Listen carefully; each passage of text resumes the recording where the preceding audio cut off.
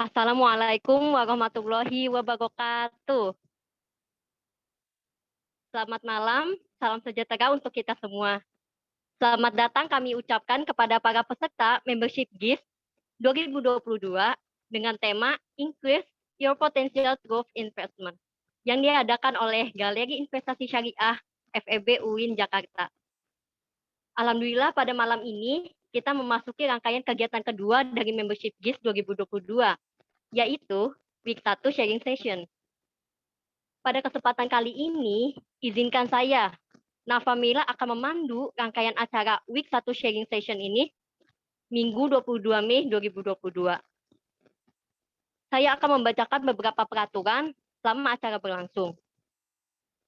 Meeting room akan dibuka mulai pukul 7:06 malam waktu Indonesia bagian Barat. Peserta dihimbau untuk memasuki ruangan Zoom maksimal pukul 19.30 waktu Indonesia bagian Barat.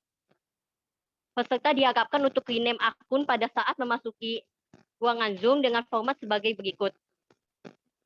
Fakultas _nama _angkatan. Contohnya FEB _Umar Abdul Aziz _2021. Peserta diharapkan dapat mengaktifkan video selama acara berlangsung dan diharapkan untuk dapat menonaktifkan mikrofon dan tidak diperkenankan berbicara selain diberikan kesempatan oleh panitia selama acara berlangsung.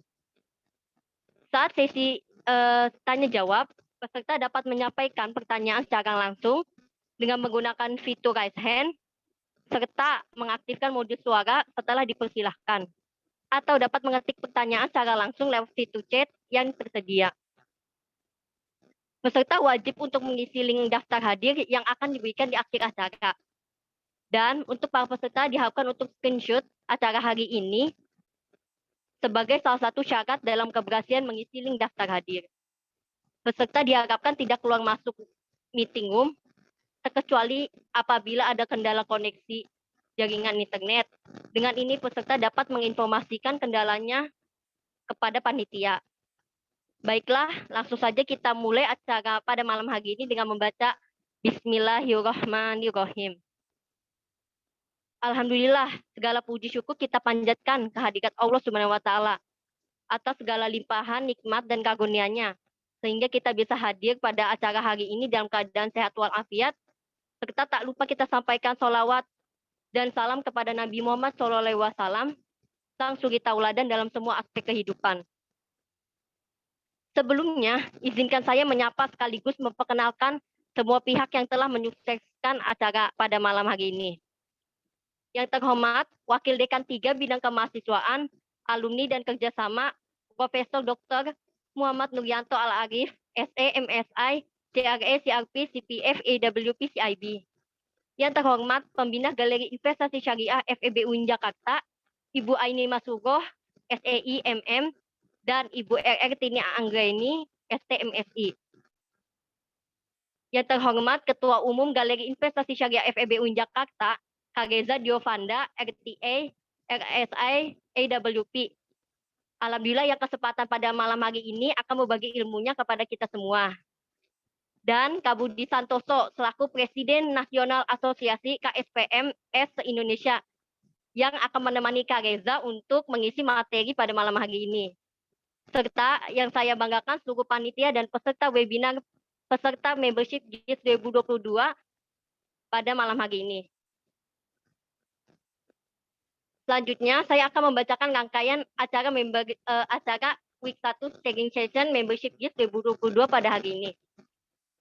Di mana acara ini akan dimulai dengan pembukaan, kemudian dilanjutkan dengan tilawatil Quran, lalu dilanjutkan dengan sesi sharing oleh Kak Reza Diovanda, RTA RSAAWP selaku Ketua Umum GIS FEB UIN Jakarta, dan Kak Budi Santoso selaku Presnas Asosiasi KSPMS se-Indonesia. Kemudian dilanjutkan dengan sesi tanya jawab. Lalu kita ada seru-seruan di kuis nih, habis tanya jawab. Selanjutnya ada penyerahan sertifikat pemateri, lalu akan ditutup dengan penutupan. Dalam acara pada malam hari ini, peserta diharapkan untuk aktif, entah dalam bentuk bertanya, on cam, atau on mic, karena bentuk dari penilaian di Membership GIS 2022 ini loh. Untuk mempersingkat waktu, langsung saja kita lanjutkan rangkaian acara pada hari ini, yaitu pembacaan ayat suci Al-Quran yang akan dibawakan oleh Ganang Bayu Saksono. Kepada Ganang Bayu Saksono dipersilakan waktu dan layarnya. Assalamualaikum warahmatullahi wabarakatuh. A'udzu billahi minasy syaithanir rajim. Bismillahirrahmanirrahim. Innallaha la yastahi an yadriba masalan ma ba'udatan fama fawqaha فأما الذين آمنوا فيعلمون أنه الحق من ربهم وأما الذين كفروا فيقولون ماذا أراد الله بهذا مثلا يضل به كثيرا ويهدي به كثيرا وما يضل به إلا الفاسقين. Sadaqallahul Azim. Wassalamualaikum warahmatullahi wabarakatuh. Waalaikumsalam warahmatullahi wabarakatuh. Terima kasih kepada Ganang Bayu Saksono yang telah bertilawatil Quran pada malam hari ini. Semoga untuk yang membaca dan mendengarkan mendapatkan syafaat dari Al-Quran. Amin ya Rabbal Alamin. Selanjutnya kita tanpa berlama waktu lagi, kita akan masuk nih ke sesi yang sangat seru nih oleh expert GIS, yaitu sesi sharing yang akan diisi oleh Kak Geza Diovanda dan Kak Budi Santoso. Namun sebelumnya, karena tak kenal maka tak sayang, maka kita harus lebih kenal lagi nih lewat kita akan membacakan CV dari pemateri-pemateri kita yang hebat ini.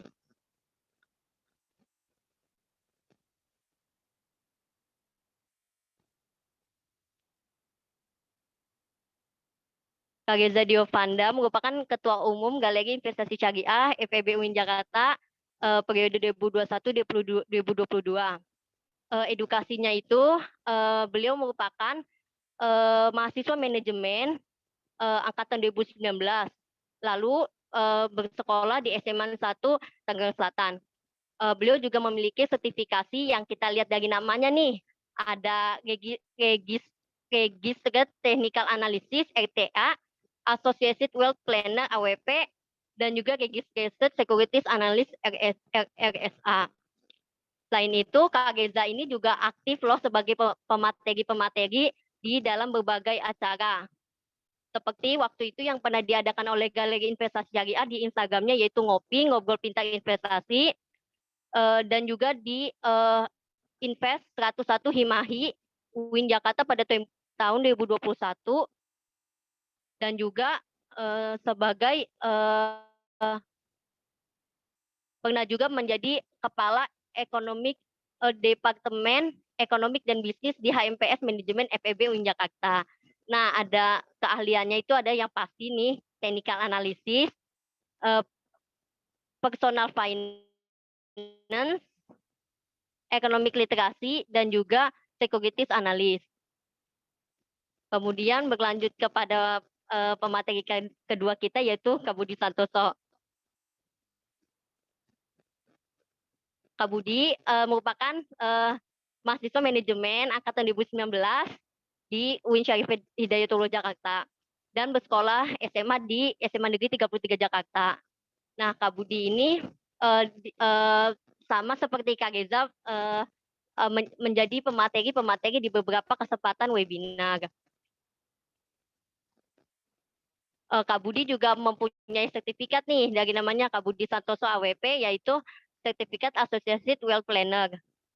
Selain itu, Kak Budi juga merupakan duta yang mewakili Jakarta dalam duta inspirasi yang mewakili Jakarta, dan juga peraih beasiswa Jarum dari UIN Syarif Hidayatullah Jakarta. Nah, kalau kita udah kenal, berarti kita langsung aja nih sapa pemateri kita pada malam hari ini. Halo Kak Geza dan Kak Budi, apa udah join nih di grup di Zoom meeting kita? Halo Nafa, aku sudah join. Halo. Halo. Halo, wah ini orang-orang kece nih pada ngumpul di sini. Semoga kita ketularan kecenya juga ya. Amin. Nah, tanpa berlama waktu, pepanjang waktu lagi, kita langsung aja nih saya serahkan kepada Kak Geza dan Kak Budi untuk sharing-sharing tentang pengalaman-pengalamannya di pasar modal, khususnya investasi juga nih, supaya kita makin semangat belajarnya. Apalagi pemateri-pematerinya kece dan berpengalaman. Oke, aku ambil alih ya, Nafa. Mungkin aku izin share screen dulu dan say Ya, hi Kak. buat teman-teman semua. Selamat malam teman-teman. Terima kasih udah mau nyempetin waktunya untuk bisa datang dan sharing-sharing nih sama kita semua. Nah, pada malam ini kita ingin membahas tentang banyak banget tentang materi teman-teman, mulai dari investasi, trading, maupun money management. Dan mungkin kita akan kenalan dulu kali ya Mas Budi sebelum kita berlanjut Boleh, lebih jauh. Jadi tadi boleh, udah boleh, Mas. disentuh sedikit dari Nafas sebagai moderator tadi. Perkenalkan ulang teman-teman, nama aku Reza Diovanda. Aku dari jurusan manajemen 2019 dan aku juga konsentrasinya keuangan. Nah, malam ini aku bersama teman aku nih, namanya Mas Budi. Mungkin Mas Budi bisa perkenalan lebih lanjut nih. Oke, halo teman-teman, selamat malam. Sebelumnya salam kenal dari aku sendiri. Aku juga mahasiswa semester 6 dari Fakultas Ekonomi dan Bisnis ya, Universitas Hidayatullah Jakarta, jurusannya sendiri manajemen dan lagi ambil konsentrasi keuangan nih. Jadi buat materi-materi kayak gini ya insya Allah cukup relate ya Mas sama kita gitu. Jadi kita bakal sharing-sharing nanti di sini Mas, sharing-sharing hal-hal yang ya mungkin yang yang ringan-ringan lah. Jadi teman-teman juga gampang nih buat nerima informasi yang nanti kita sampaikan. Betul sekali. Nah, nanti ini kita akan bahas nih secara bertahap. Pertama mulai money manajemennya, terus lalu kita bertahap membahas tentang investing, lalu kita juga bertahap membahas tentang trading yang udah kita alami selama ini. Nah, aku juga mau remind kepada teman-teman, kan ini kita bahasanya nggak formal-formal banget ya. Jadi nanti kalau misalnya di tengah pembahasan teman-teman ada pertanyaan atau langsung aja kalian pop up atau komen di kolom chat. Nah, kita akan mulai ke slide selanjutnya, teman-teman. Nah, teman-teman, di sini kita akan mulai dari quotes-nya Warren Buffett. Kira-kira di sini teman-teman ada nggak sih yang tahu Warren Buffett ini? Boleh chat di kolom komentar. Siapa itu Warren Buffett? Nah, kira-kira nih sambil kita nunggu dari peserta, Mas, Warren Buffett itu siapa sih sebenarnya, Mas? Tahu nggak? Oke, Warren Buffett ini sebenarnya terkenal banget sih Mas, itu khususnya di dunia investasi. Jadi buat teman-teman yang mungkin udah mulai berinvestasi atau punya interest di dunia investasi, pasti nggak asing banget nih sama nama Warren Buffett. Jadi beliau ini masuk ke jajaran dari orang-orang top terkaya di dunia itu lewat jalur investasi, Mas. Jadi bukan jalur kerja terus, tapi duitnya nih yang dipekerjakan. Ya akhirnya ngebawa Pak Warren Buffett ini jadi orang terkaya dari investasi. Bahkan beliau ini disebut sebagai Bapak Investor Dunia, Mas. Oh, jadi Warren Buffett ini adalah salah satu orang terkaya di dunia. Namun dia Iya. lewat jalur yang berbeda ya dengan orang-orang lainnya. Kalau misal kita lihat Jeff Bezos atau Elon Musk dan lain-lain, mereka kan bekerja ya Mas ya, jadi leader sebuah company. Namun kalau misalnya Warren Buffett ini dia emang pure dari jalur investasi di stock market. Tapi anyway Mas, yang menarik adalah dari daftar 10 orang terkaya di dunia itu, mereka mayoritas kayaknya itu bukan dari uang kertas, Mas, tapi Betul. kayaknya dari stock market atau dari saham. Contoh, sekarang orang terkaya nomor 1 di dunia siapa sih, Mas? Orang pertama kan mungkin Elon Musk ya. Nah, Elon Musk ini kaya gara-gara saham Teslanya naik. Nah, terus yang kedua mungkin ada yang namanya Jeff Bezos. Jeff Bezos juga kaya dari saham Amazon. Nah, kalau misalnya teman-teman ingin ingin ya dalam tanda kutip ingin kaya mengikuti kaya mereka itu mungkin bisa kita copy kali ya caranya dengan berinvestasi di saham. Nah, anyway, teman-teman, Warren Buffett ini pernah bilang bahwasanya if you don't find a way to make money when you sleep, you will work until you die. Artinya adalah ketika atau jika kalian semua nggak bisa untuk mencari cara bagaimana sih caranya menghasilkan uang ketika kalian tidur, kalian akan bekerja sampai kalian mati.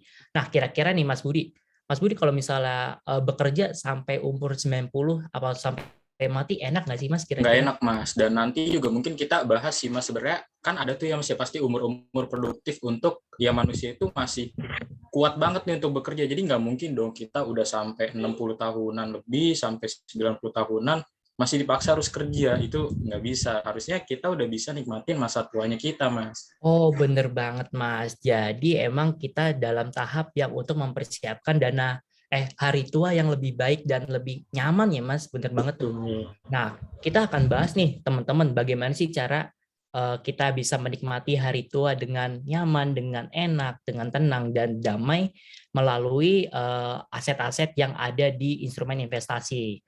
Nah, kita akan lanjut ke step selanjutnya. Nah, sebelum kita beranjak lebih jauh, teman-teman, ada yang namanya financial plan. Kira-kira teman-teman di sini tahu nggak sih financial plan itu apa? Dan kenapa sih kita harus belajar tentang financial plan? Nah, intinya financial plan itu adalah sebuah perencanaan keuangan seorang manusia dalam menjalani kehidupannya. Kenapa sih kita wajib belajar tentang financial plan? Nah, kalau menurut aku itu kita wajib untuk belajar tentang financial karena kita dalam menjalani hidup itu penuh dengan resiko hidup atau kita penuh dengan ketidakpastian. Siapa yang menjamin bahwasanya kita yang sehat hari ini akan sehat terus sampai kita masa tua? Siapa yang menjamin bahwasanya kita pada hari ini kaya akan terus kaya sampai hari tua? Dan siapa yang bisa menjamin bahwasanya orang miskin akan terus miskin sampai dia hari tua? Nah, dari ketidakpastian tersebut, makanya kita harus belajar tentang financial plan yang di dalamnya kita mengelola uang. Kenapa sih harus uang juga? Nah, karena banyak banget sesuatu di dunia ini yang harus dibayar melalui uang. Uang itu ibaratnya bensin. Dan ada beberapa kepastian juga di dunia ini, teman-teman. Kepastiannya adalah yang pertama, semua orang itu pasti mempunyai kebutuhan. Contohnya di sini ada kebutuhan untuk mempunyai pasangan hidup. Ya kalau misalnya nggak punya pasangan, mungkin merasa kesepian dan lain-lain. Dan di sini juga ada kebutuhan untuk mendapatkan pendidikan. Ketika orang ingin menaikkan kualitas hidupnya, mungkin teman-teman atau orang itu bisa meningkatkan kualitas pendidikannya juga. Dan siapa di sini yang butuh untuk memiliki tempat tinggal yang nyaman, dan siapa yang di sini ingin memiliki atau butuh beribadah dengan nyaman, atau kita bisa ke Arab Saudi, ke Madinah untuk pergi haji, dan siapa yang di sini yang butuh untuk memiliki hari tua yang nyaman. Dan kelima kebutuhan ini, teman-teman, semuanya harus dibayar dengan uang. Nah, selain itu juga ada salah satu kepastian di dunia ini di bidang keuangan, yaitu semua orang itu punya tujuan keuangan, tujuan untuk menikah, tujuan untuk pendidikan anak, tujuan untuk memiliki rumah, tujuan untuk perjalanan ibadah, maupun tujuan untuk masa pensiun. Nah, di dalam kepastian ini juga terdapat banyak banget resiko. Resikonya seperti nabung tapi gagal, lalu juga ada resiko inflasi yang setiap tahunnya menaik disesuaikan dengan suku bunga dan macam-macam, dan juga ada resiko darurat yang nggak bisa kita tahu kapan nih kondisi darurat itu datang. Dan selain itu juga semakin tua, kita juga semakin banyak banget pengeluaran yang ada, sehingga bagaimana sih caranya kita pinter-pinter untuk mengatur keuangan kita supaya kita bisa memenuhi kebutuhan kita, memenuhi tujuan keuangan kita, bebas dari resiko, serta meminimalisir ketidakpastian dalam hidup kita. Nah, ini akan kita bahas tentang financial plan ke depannya. Jadi teman-teman juga tahu ya, kenapa sih kita harus penting memahami, kenapa sih kita memahami financial plan dengan baik. Next.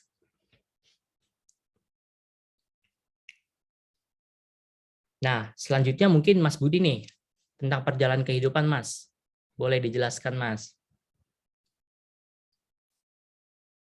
Oke, karena Mas Budinya sedang gangguan ya teman-teman. Jadi di dalam perjalanan kehidupan kita tuh terbagi menjadi 3 teman-teman. Ketika kita masih balita, lalu kita bisa merangkak, lalu berjalan, dan kita sekolah dan mempersiapkan karir kita, itu namanya tahap persiapan. Lalu di usia 25-55 ketika kita bekerja, magang, dan mendapatkan karir yang cemerlang, itu di tahap perencanaan karir. Lalu di usia 55, di usia rata-rata masyarakat Indonesia itu pensiun, atau setelah itu kita menikmati masa-masa pensiun kita. Nah, pertanyaan teman-teman buat audiens nih, teman-teman di sini pada masa persiapan, karir, atau pensiun? Coba dijawab di kolom komentar. Nah, persiapan Kak katanya. Oke, mungkin mayoritas kita pada masa persiapan. Artinya adalah kita ingin beranjak ke masa persiapan, ke masa yang lebih serius, yaitu ke masa karir. Nah, betapa beruntungnya teman-teman ketika sudah di masa persiapan ini, teman-teman bisa belajar tentang money management, tentang investing, tentang trading, dan sebagainya. Nah, kita akan kupas lebih lanjut di slide selanjutnya, teman-teman. Next. Mungkin Mas Budi bisa. Oke, Mas Budi ada gangguan lagi ternyata. Oke, jadi intinya teman-teman, ketika step pertama dalam merencanakan keuangan itu adalah membuat pondasinya.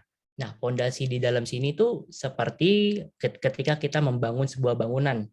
Nah, kalau misalnya teman-teman lihat, kalau misalnya teman-teman membangun sebuah bangunan, apa yang pertama kali teman-teman bangun, atau apa yang pertama kali teman-teman taruh di sebuah bangunan itu? Tolong jawab di kolom komentar. Oke, pondasi Kak. Nah, benar banget teman-teman. Jadi, merencanakan sebuah financial planning atau perencanaan keuangan itu pertama-tama yang harus kita lakukan adalah melakukan pondasi yang baik atau menempatkan pondasi yang baik. Apa aja sih pondasi yang baik itu, teman-teman? Nah, di sini ada nih Mas Budi. Mas Budi, bisa dengar suara saya? Kalau bisa Mas, tadi gangguan nih parah. Parah ya. Oke, jadi aman ya sekarang ya? Aman, aman. Aman. Jadi kalau misalnya kita merencanakan keuangan nih Mas, tadi kan udah dijelasin bahwasanya kita harus melakukan namanya pondasi dulu. Nah, pondasi itu apa sih Mas di dalam perencanaan keuangan? Bisa dijelasin Mas?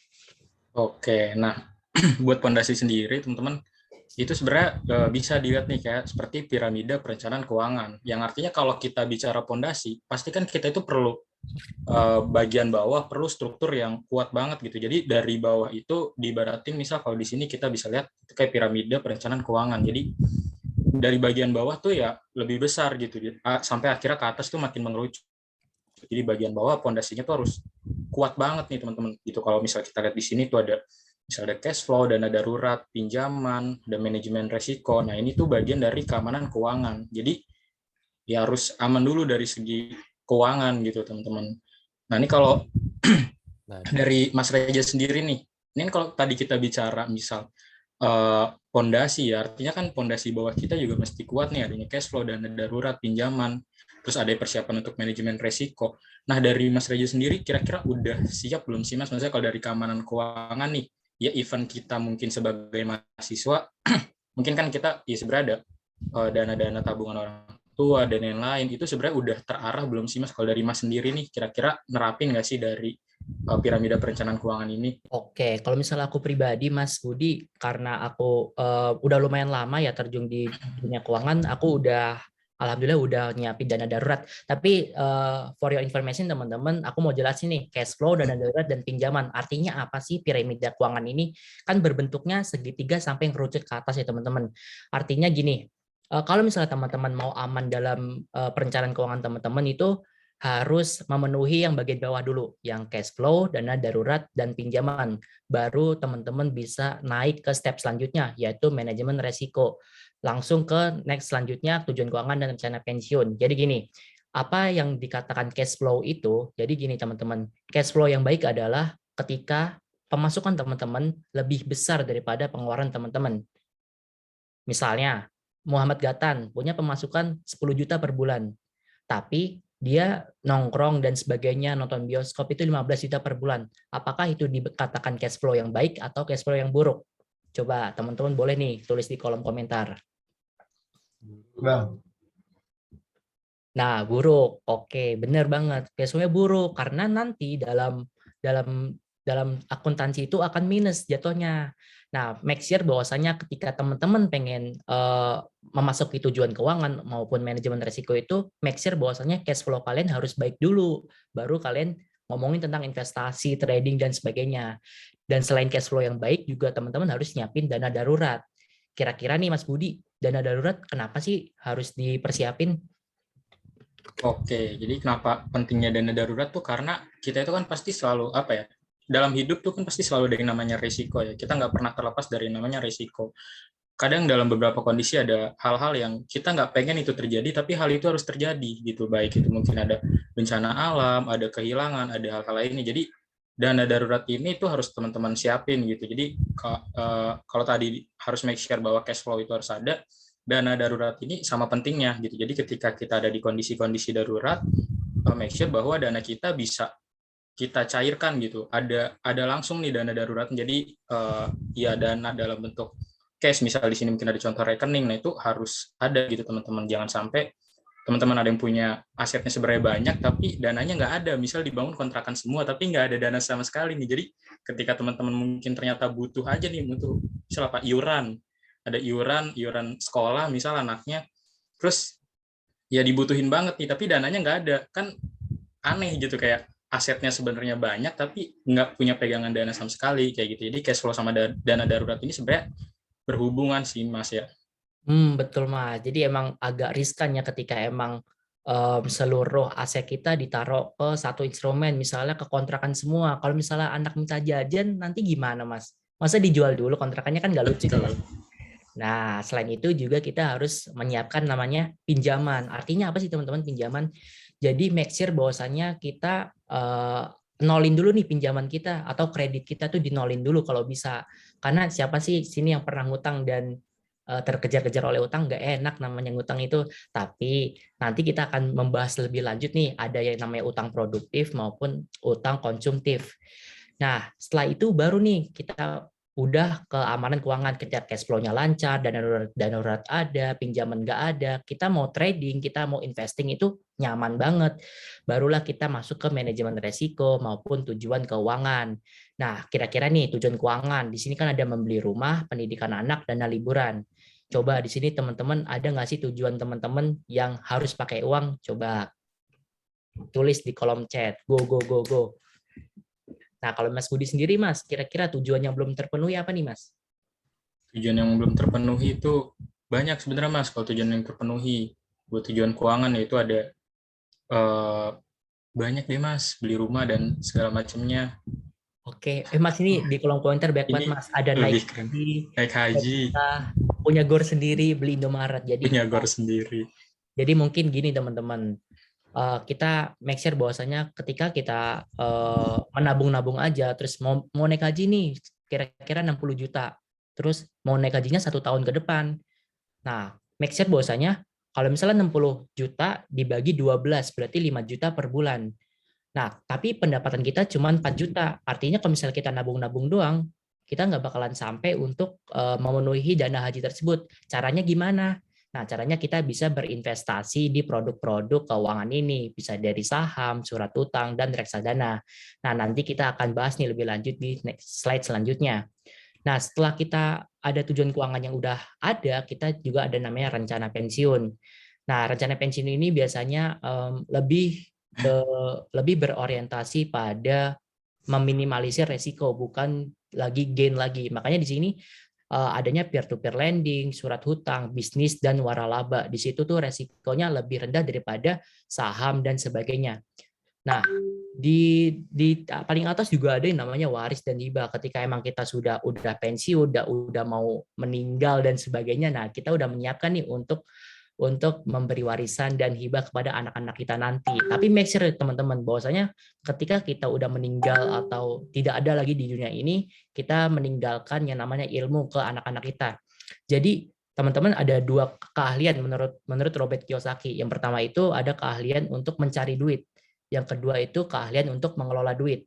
Coba teman-teman, banyak banget orang yang punya gaji gede, tapi dia nggak bisa ngelola duitnya. Akhirnya dapat gajian langsung habis, dapat gajian langsung habis. Tapi ada teman-teman orang yang gajinya kecil, tapi dia punya aset banyak banget. Itu keahlian untuk mengelola uang. Nah, alangkah baiknya teman-teman ketika punya skill untuk mencari uang dan juga punya skill untuk mengelola uang, kalian akan hidup dengan nyaman dan apa-apa bisa membeli sesuatu itu dengan baik. Nah, itu penjelasan singkat tentang piramida keuangan. Next, mungkin Mas Budi, Mas.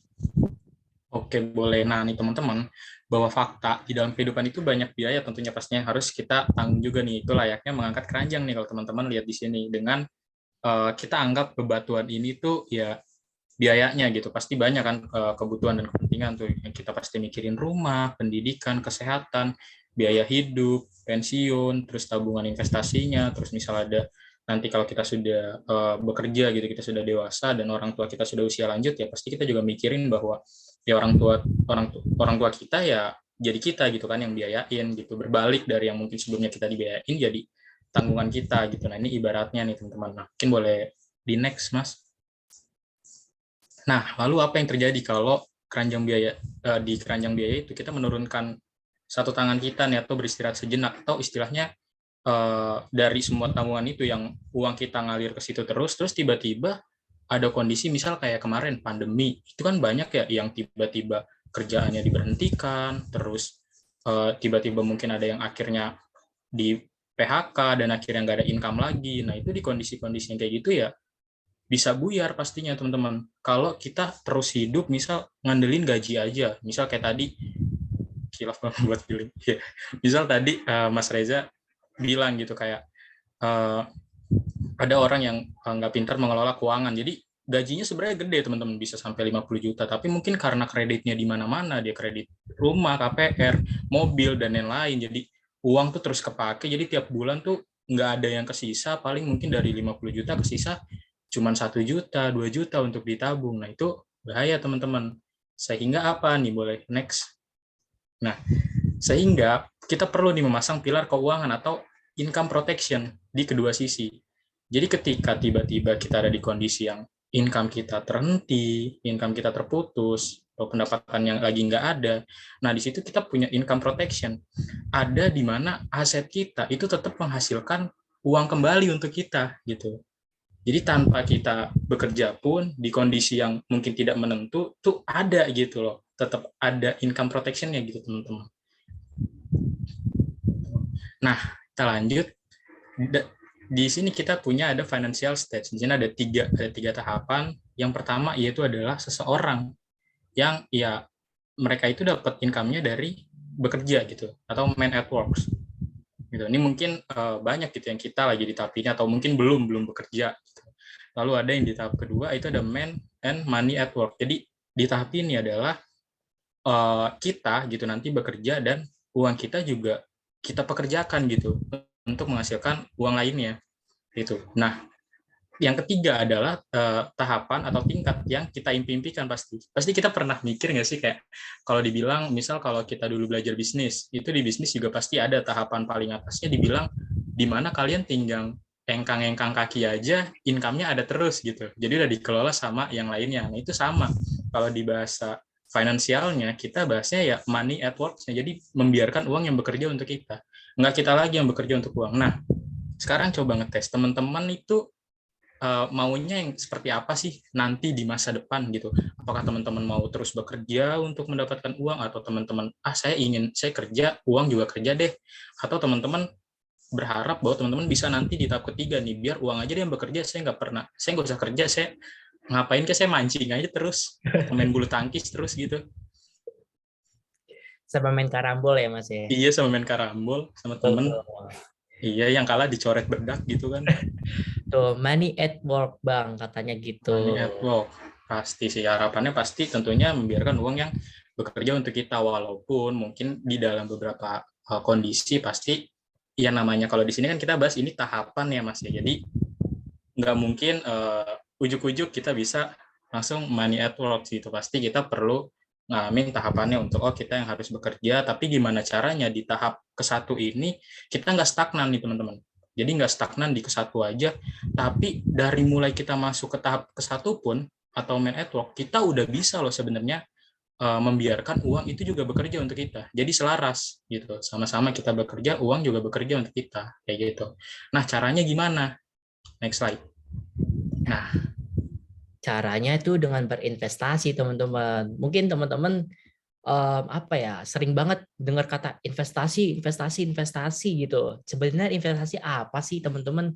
Nah, kalau misalnya kita lihat dari KBBI ini, teman-teman, investasi adalah penanaman uang atau modal dalam suatu perusahaan atau proyek untuk tujuan memperoleh keuntungan. Jadi teman-teman bisa nih ngasih modalnya atau bukan ngasih sih, tapi menaruh uang atau modalnya ke satu instrumen atau satu instrumen perusahaan atau instrumen investasi dengan tujuan untuk memperoleh keuntungan di kemudian hari. Nah, nanti kita akan bahas nih tentang apa aja sih aset investasi yang bisa memberikan kita keuntungan sehingga kita bisa memperoleh tujuan-tujuan yang kita pengen. Kayak tadi udah kita bahas, ada yang pengen beli Indomaret, ada yang pengen naik haji, ada yang pengen punya gor bulu tangkis dan sebagainya. Nah, kita bisa nih pakai kendaraan yang namanya investasi. Nah, pertama kita harus tahu dulu nih, kenapa sih kita harus investasi. Nah, yang pertama mungkin banyak banget kan alasan kenapa kita harus investasi, tapi yang pertama mungkin kita bahas tentang kita itu harus investasi untuk melawan yang namanya inflasi, teman-teman. Jadi di sini ada data. Inflasi di tahun 2021 itu sekitar 1,87. Namun aku tadi barusan baca juga di bulan Februari tahun 2022 itu inflasi naik, teman-teman, sekitar 4%. Dan kalau misalnya kita lihat di sini nih yang 2021 nih, lihat ada yang namanya obligasi surat utang negara itu 5,52%, deposito 3,70%. Tapi gini, teman-teman, di sini ada yang tahu nggak suku bunga di Indonesia atau suku bunga pinjaman di Indonesia ada berapa persen? Buat teman-teman, ada yang tahu nggak? Ketika kita menabung di perbankan, misalnya 100 juta, dalam 1 tahun itu kita akan mendapatkan keuntungan atau justru kerugian. Nah, kalau menurut yang aku dapat, teman-teman, bahwasanya kita tuh menabung di bank ada untungnya, yaitu likuiditas. Ketika kita sedang ingin menarik uang itu, kita gampang narik tinggal di ATM. Namun banyak kerugian yang kita dapat sebenarnya.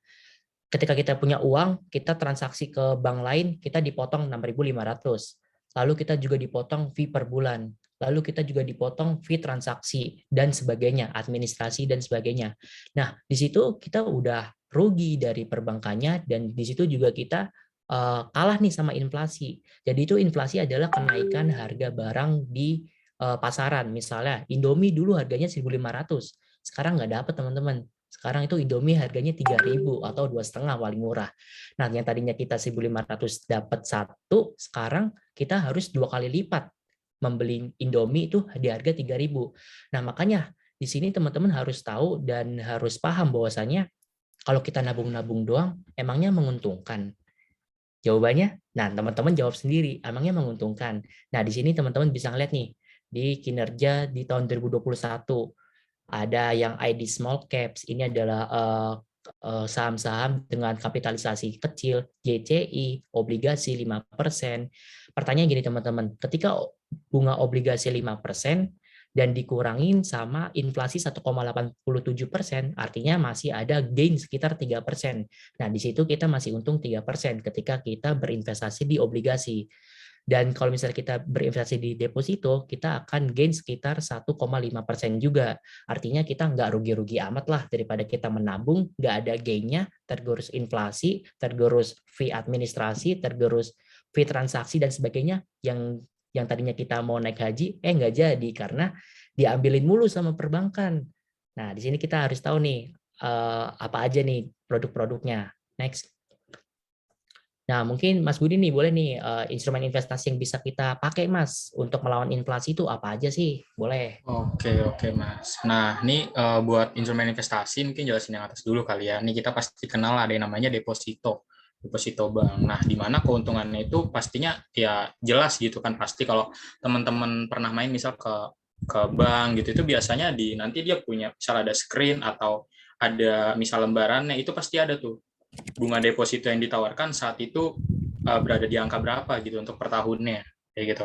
Nah, minusnya adalah apa? Dana cair itu harus ada tenornya. Artinya nggak liquid. Jadi ketika kita berinvestasi itu penting banget kita memperhatikan likuiditasnya. Jadi ketika kita butuh, cepat nggak nih proses kita penarikannya lagi? Karena di situ kan posisinya butuh. Misal kita dapat kondisi, ada anggota keluarga kita yang amit-amit gitu, misal kecelakaan atau apa, membutuhkan dana operasi segera. Nah, jadi kayak ya hampa gitu rasanya, kita punya aset banyak, tapi nggak bisa kita cairin, kan aneh rasanya. Ketika kita punya uang, punya aset banyak, tapi kita harus ngutang. Jadi itu adalah minusnya untuk deposito. Kayak gitu. Dan buat baru-baru ini juga deposito itu cukup turun ya, pas kemarin juga tuh sempat pernah mau naruh waktu itu, ada pilihannya waktu itu mau naruh deposito atau reksadana, nanti mungkin dijelasin deh. Sampai akhirnya terakhir pilih reksadana. Dan berikutnya yang kedua yaitu ada saham. Pasti ini nggak asing lah di teman-teman, saham itu apa sih ya? Saham itu aset atas kepemilikan sebuah perusahaan kayak gitu. Kalau kita pasti lihat misal dagelan-dagelannya kayak orang yang misal punya satu lot saham apa BBCA gitu, terus petantang petenteng masuk banknya, itu enggak ya teman-teman, bercanda. Jadi bukan berarti karena teman-teman punya satu lot terus teman-teman bisa seenaknya dan merasa perusahaan itu milik teman-teman, itu salah banget ya. Nah, untuk saham sendiri yaitu positifnya adalah keuntungan itu tergantung pada persentase kepemilikan. Jadi ya sesuai nih teman-teman punya banyak atau tidaknya, nah itu mempengaruhi kayak gitu. Dan dia penaikan juga kan persentase. Kayak gitu. Dan minusnya adalah pengembaliannya tidak menentu ya, karena ya bersifat apa ya, fluktuatif. Jadi nggak ada yang benar-benar ngasih garansi gitu. Jadi semua tergantung nanti gimana market bekerja kayak gitu. Tergantung ya masalah siklus ekonomi dan lain-lain, ya banyak faktor teman-teman kalau buat saham ini, dan nanti juga sebenarnya kita pelajari ya kayak gitu. Nah, terus ada yang nggak asing lagi juga nih yang mungkin sering kedengeran akhir-akhir ini, ada yang namanya kripto gitu kan, cryptocurrency.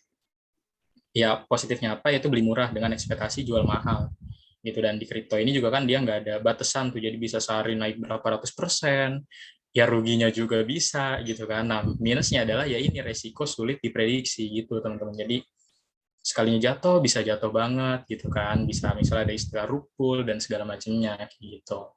Mungkin Mas Kaya boleh nih dilanjut nih terkait reksadana, obligasi, P2P. Tapi ini Mas, ada yang bertanya nih Mas di kolom Boleh. komentar.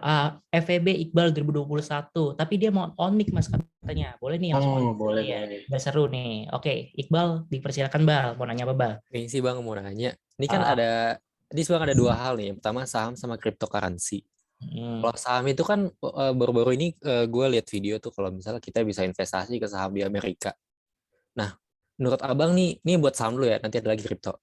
Nah, menurut Abang nih lebih baik kita investasi ke saham yang Amerika sana atau yang di Indo sih Bang? Menurut Abang-abang nih. Nah, terus soal kripto nih. Baru-baru ini juga nggak sih waktu itu lagi di kelas kan presentasi. Terus teman ada yang nanya tentang kripto aman nggak? Nah, terus teman gue jawab, kripto aman karena banyak yang pakai juga. Wah, katanya gitu.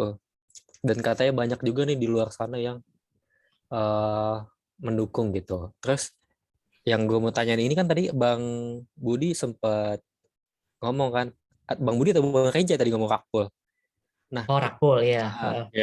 Selain Rakpul tuh ada apa aja sih Bang di kripto ini gitu. Terus menurut Abang kripto ini secara jangka panjang itu bagus nggak sih? Soalnya kan Warren Buffett juga nggak menyarankan kan Bang buat di kripto ini. Oke.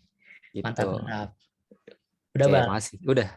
Oke, thank you. Mungkin gimana nih? Langsung Mas Budi jawab apa gimana? Boleh, mau Mas Raja dulu atau ya udah saya dulu. Tadi apa pertanyaannya? Yang pertama maaf. Yang pertama saham Indo versus saham USA. Oh iya, kalau buat saham sendiri ya, ini sebenarnya sempat baca juga sih dari beberapa pengamat bahwa sebenarnya saham-saham di negara berkembang itu justru sebenarnya lebih menguntungkan, lebih potensial. Kenapa? Karena ya harganya memang pasti masih rendah, tapi prospeknya bisa saja ya besar banget gitu, luar biasa dibanding justru saham-saham di katakanlah negara yang sudah tergolong negara maju, apalagi ya negara superpower kayak di Amerika gitu. Karena kan kalau saham ini dia penaikan atau penurunannya atau presentase keuntungannya ataupun kerugian itu kan lewat ya presentase gitu kan. Jadi ya angkanya 1 sampai 100% kayak gitu. Artinya ketika misal sahamnya misal sudah mahal banget gitu, harganya tinggi banget, artinya kan buat potensi, pasti kan harapan kita investasi itu nyari untung juga ya, selain nyari keamanan finansial, tapi nyari untungnya juga. Artinya kan susah kita buat dapat presentasi besar ketika misalnya ada bilangan nih, ada penyebut sama bawahnya apa Mas? Pembagi ya? Pembilang ya. Maaf lupa. Iya, misalnya kalau Iya, misal kalau angka bawahnya terlalu besar kan ketika ya di angka atas kita dapat penaikan yang misal nggak besar juga, ya presentasinya benar-benar kecil gitu dibanding ya tadi kayak gitu. Jadi kalau buat saham sendiri sebenarnya kalau ditanya lebih lebih nguntungin mana ya, sebenarnya kalau dari pengamat pun kebanyakan pasti lebih menyarankan bahwa saham-saham di negara berkembang ini jadi target yang menarik gitu, apalagi bagi para manajer investasi gitu yang memang katakanlah mengelola aset secara besar kayak gitu. Terus mungkin Mas Reza ada pandangan lain nggak Mas kalau buat terkait saham dulu? Kalau menurut pandangan aku pribadi ya kalau salah mohon diluruskan dan sebagainya. Tapi aku setuju dengan pendapat Mas Budi, bahwasanya di market itu ada emerging market sama satu lagi market yang udah apa ya, udah frontier. Nah di Indonesia itu namanya emerging market atau market yang sedang berkembang. Dan di Amerika itu udah frontier, dan di perusahaan itu ada yang namanya siklus perusahaan juga kan.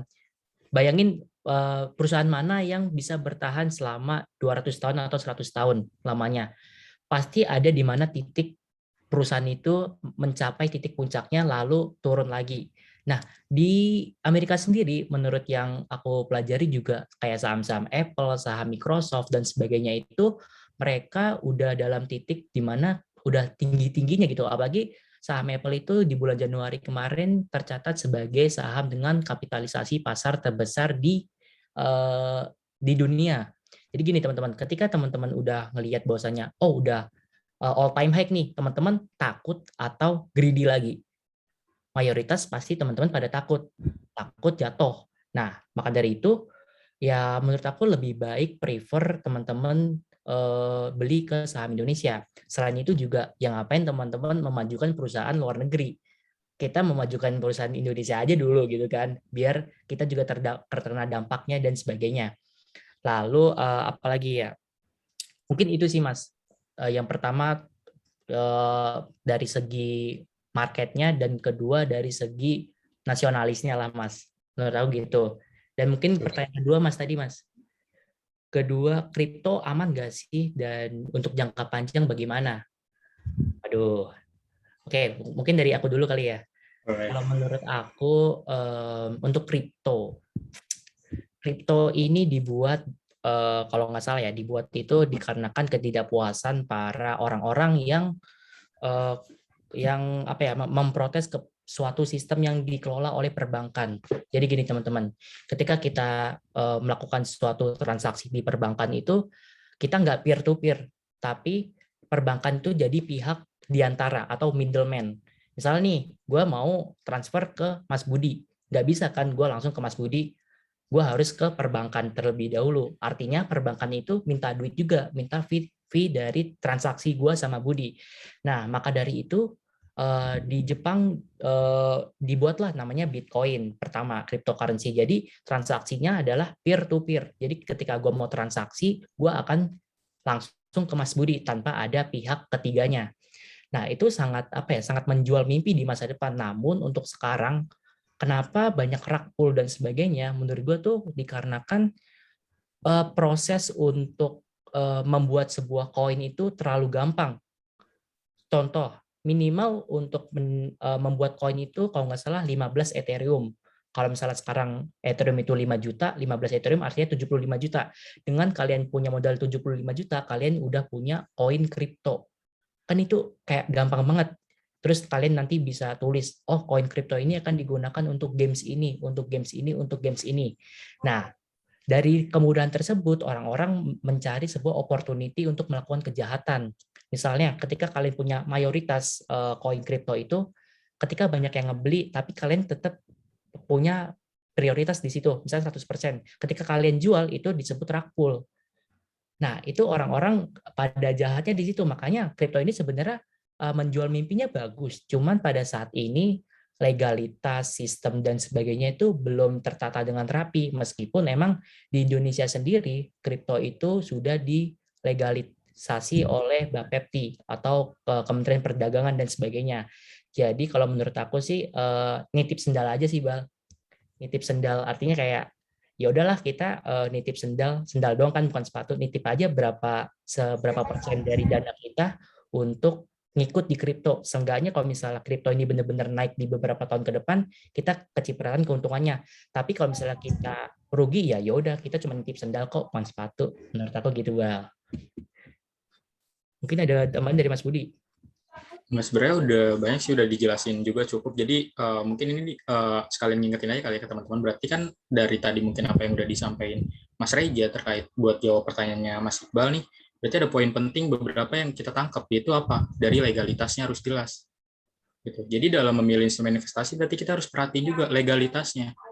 Yang kedua adalah underlying asetnya. Jadi siapa yang bertanggung jawab atas aset tersebut? Nah, kita mesti tahu. Gitu. Kalau tadi Mas Reja bilang, misal kenapa banyak aksi rug pull, banyak scam? Karena ya tadi gampang banget untuk buat koin-koinan gitu. Di Indonesia sendiri aja misal banyak kan yang membuat ya crypto based on coin gitu. Kayak misalnya iya artis-artis nggak usah disebut. Itu kan banyak gitu teman-teman. Nah, itu kan jadi ajang kayak kok mereka jadi dapat duit cuma-cuma kayak gitu kan. Mereka cuman ya manfaatin sistem, bikin koin-koinan dan segala macam. Terus dia dapat duit cuma-cuma, artinya kan. Yang kita beli apa? Aset apa yang kita beli? Nggak jelas kan? Kita nggak tahu kan? Kita beli mimpi aja. Kayak gitu. Beda misal kalau kita tadi bilang saham, ini apa? Memberi kepemilikan atas sebuah perusahaan. Yang dimana taruhlah misal perusahaan itu, misal ibarat sebuah pizza. Jadi misal dipotong, dibagi jadi 6. Nah kita misal megang 1/6-nya. Kayak gitu. Jadi jelas, jelas loh kita megang apa sih gitu. Asetnya apa sih? Kayak gitu. Jadi itu sebenarnya yang perlu diperhatikan. Jadi kalau tadi saran gimana, setuju banget sama Mas Reja, titip sendal aja kayak gitu. Siapa tahu untung lumayan bisa buat beli skin Mobile Legend gitu.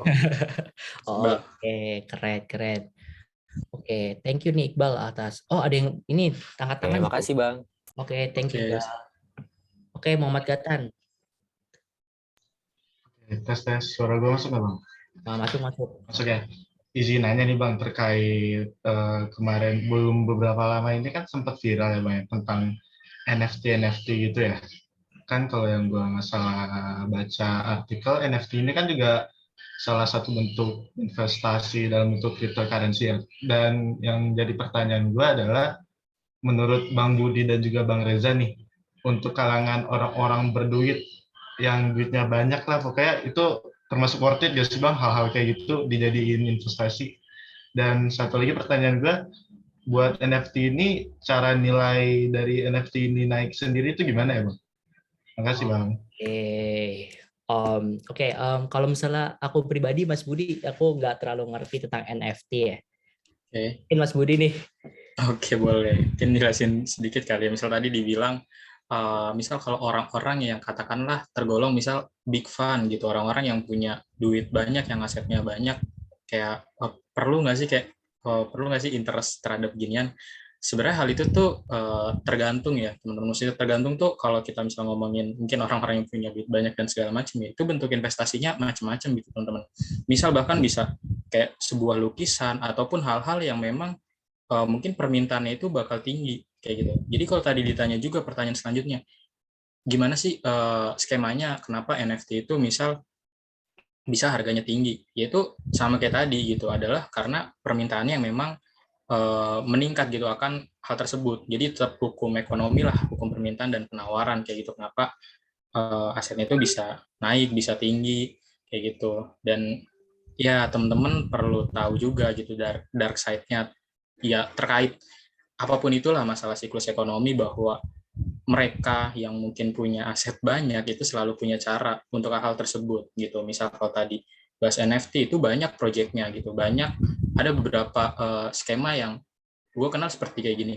Ada artis yang bikin NFT juga, gue atau bisa dibilang artis atau YouTuber dulunya, sempat pensi dan sempat jual akun dan segala macam. Pokoknya itulah seperti YouTuber juga, teman-teman mungkin tahu. Jadi skema beliau adalah NFT yang dikeluarkan oleh beliau itu dioper-oper terus ke temennya. Jadi ya misal ditawarin jadi beli jual. Biar apa? Biar menandakan bahwa barangnya laku, permintaannya tinggi kayak gitu. Jadi ya tuh hal itu bisa nge-trigger kayak gitu.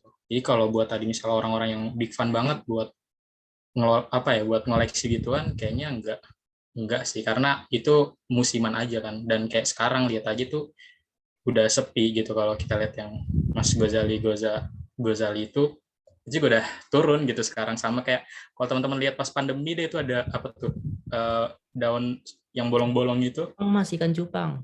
Ikan cupang, iya, ikan cupang benar. Terus yang daun bolong-bolong juga tuh. Iya, betul, betul. Itu juga kan cuman bubble aja. Habis itu udah ya janda bolong. Bayangin teman-teman beli janda bolong berapa puluhan juta. Habis dibeli sekarang jadi apaan? Dia udah jadi daun bolong doang. Teman-teman belum tentu bisa ngejualnya lagi. Kayak gitu. Jadi sama, hal-hal itu ada yang namanya itu apa ya? Pokoknya tuh bisnis monyet lah disebutnya. Itu teman-teman bisa pelajari nanti setelah kelas ini, skema bisnis monyet. Kayak gitu. Jadi nggak rekomen deh kalau buat NFT, tapi ya lagi-lagi kalau memang mau coba-coba boleh. Gitu.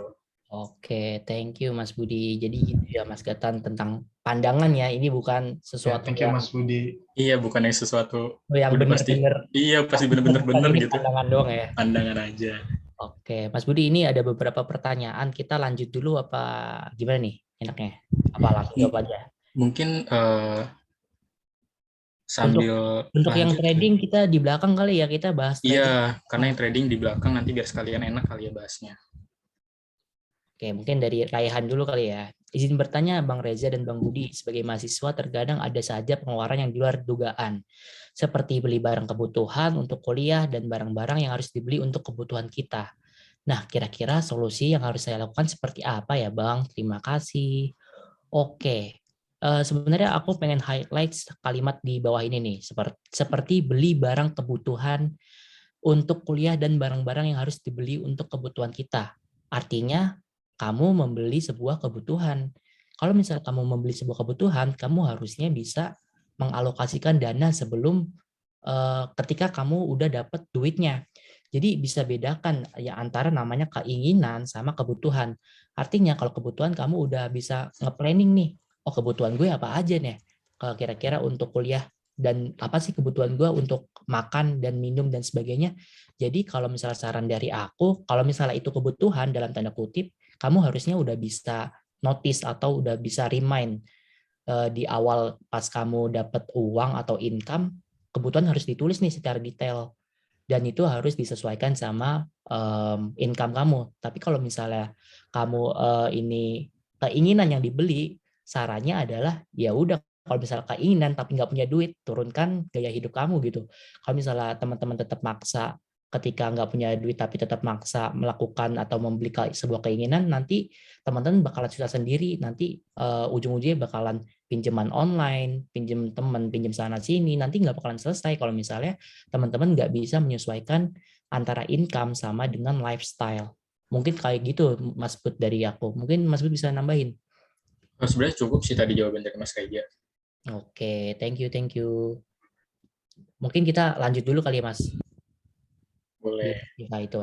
Nah, intinya tadi udah 3 nih untuk kita melawan sebuah inflasi yang di bulan Februari kemarin sekitar 4%-an. Nah, tadi udah deposito dijelasin, deposito saham, cryptocurrency, dan sebagainya. Dan kita lanjut nih ke reksadana. Jadi reksadana itu apa sih Kak? Reksadana ini adalah sebuah kumpulan manajer investasi yang siap untuk mengelola keuangan kita. Jadi misalnya teman-teman mempunyai keterbatasan ilmu, keterbatasan waktu, keterbatasan uang, teman-teman bisa nih menitipkan duitnya ke reksadana. Jadi reksadana itu siap untuk apa ya, mengelola uang kalian sehingga dapat cuannya. Cuman minusnya adalah potongan keuntungannya cukup banyak. Nah, nanti bisa teman-teman pilah-pilah nih, nggak semua manajer investasi itu mempunyai potongan yang banyak, tapi ada yang expense ratio-nya itu lebih sedikit dibanding yang lainnya. Jadi sepinter-pinternya teman-teman untuk mencari manajer investasi mana sih yang worth it untuk kita beli. Nah, selanjutnya ini ada obligasi. Jadi teman-teman pendanaan itu istilahnya ada 2. Yang pertama itu ada saham, itu menyebarkan kepemilikan, dan yang kedua itu obligasi, bonds, atau memberikan surat utang. Misal, sebuah korporasi ingin membangun proyek, tapi dia nggak mau untuk membagikan kepemilikannya ke masyarakat. Akhirnya dia menghutang ke masyarakat dengan mengeluarkan surat obligasi. Nah, di obligasi ini dibagi menjadi 2. Ada obligasi korporasi, ada obligasi negara. Dan teman-teman di obligasi ini mempunyai yang sifatnya fixed return. Jadi ketika perusahaan berhutang kepada kita, kita itu dijanjikan Misalnya Unilever berhutang sama saya 100 juta dan dijanjikan setahun itu dapat 8%. Artinya nanti Unilever itu bakalan balikin duit gue itu sebesar 108 juta karena ditambah dengan gain atau bunga yang udah dijanjikan sama Unilever. Namun obligasi ini sangat rentan dengan suku bunga acuan dan sebagainya. Nah, yang terakhir itu ada yang namanya peer-to-peer lending atau berhutang lah istilahnya. Kalau misalnya obligasi ini diterbitkan oleh korporasi maupun negara, peer-to-peer ini yang nerbitin malah individu kadang.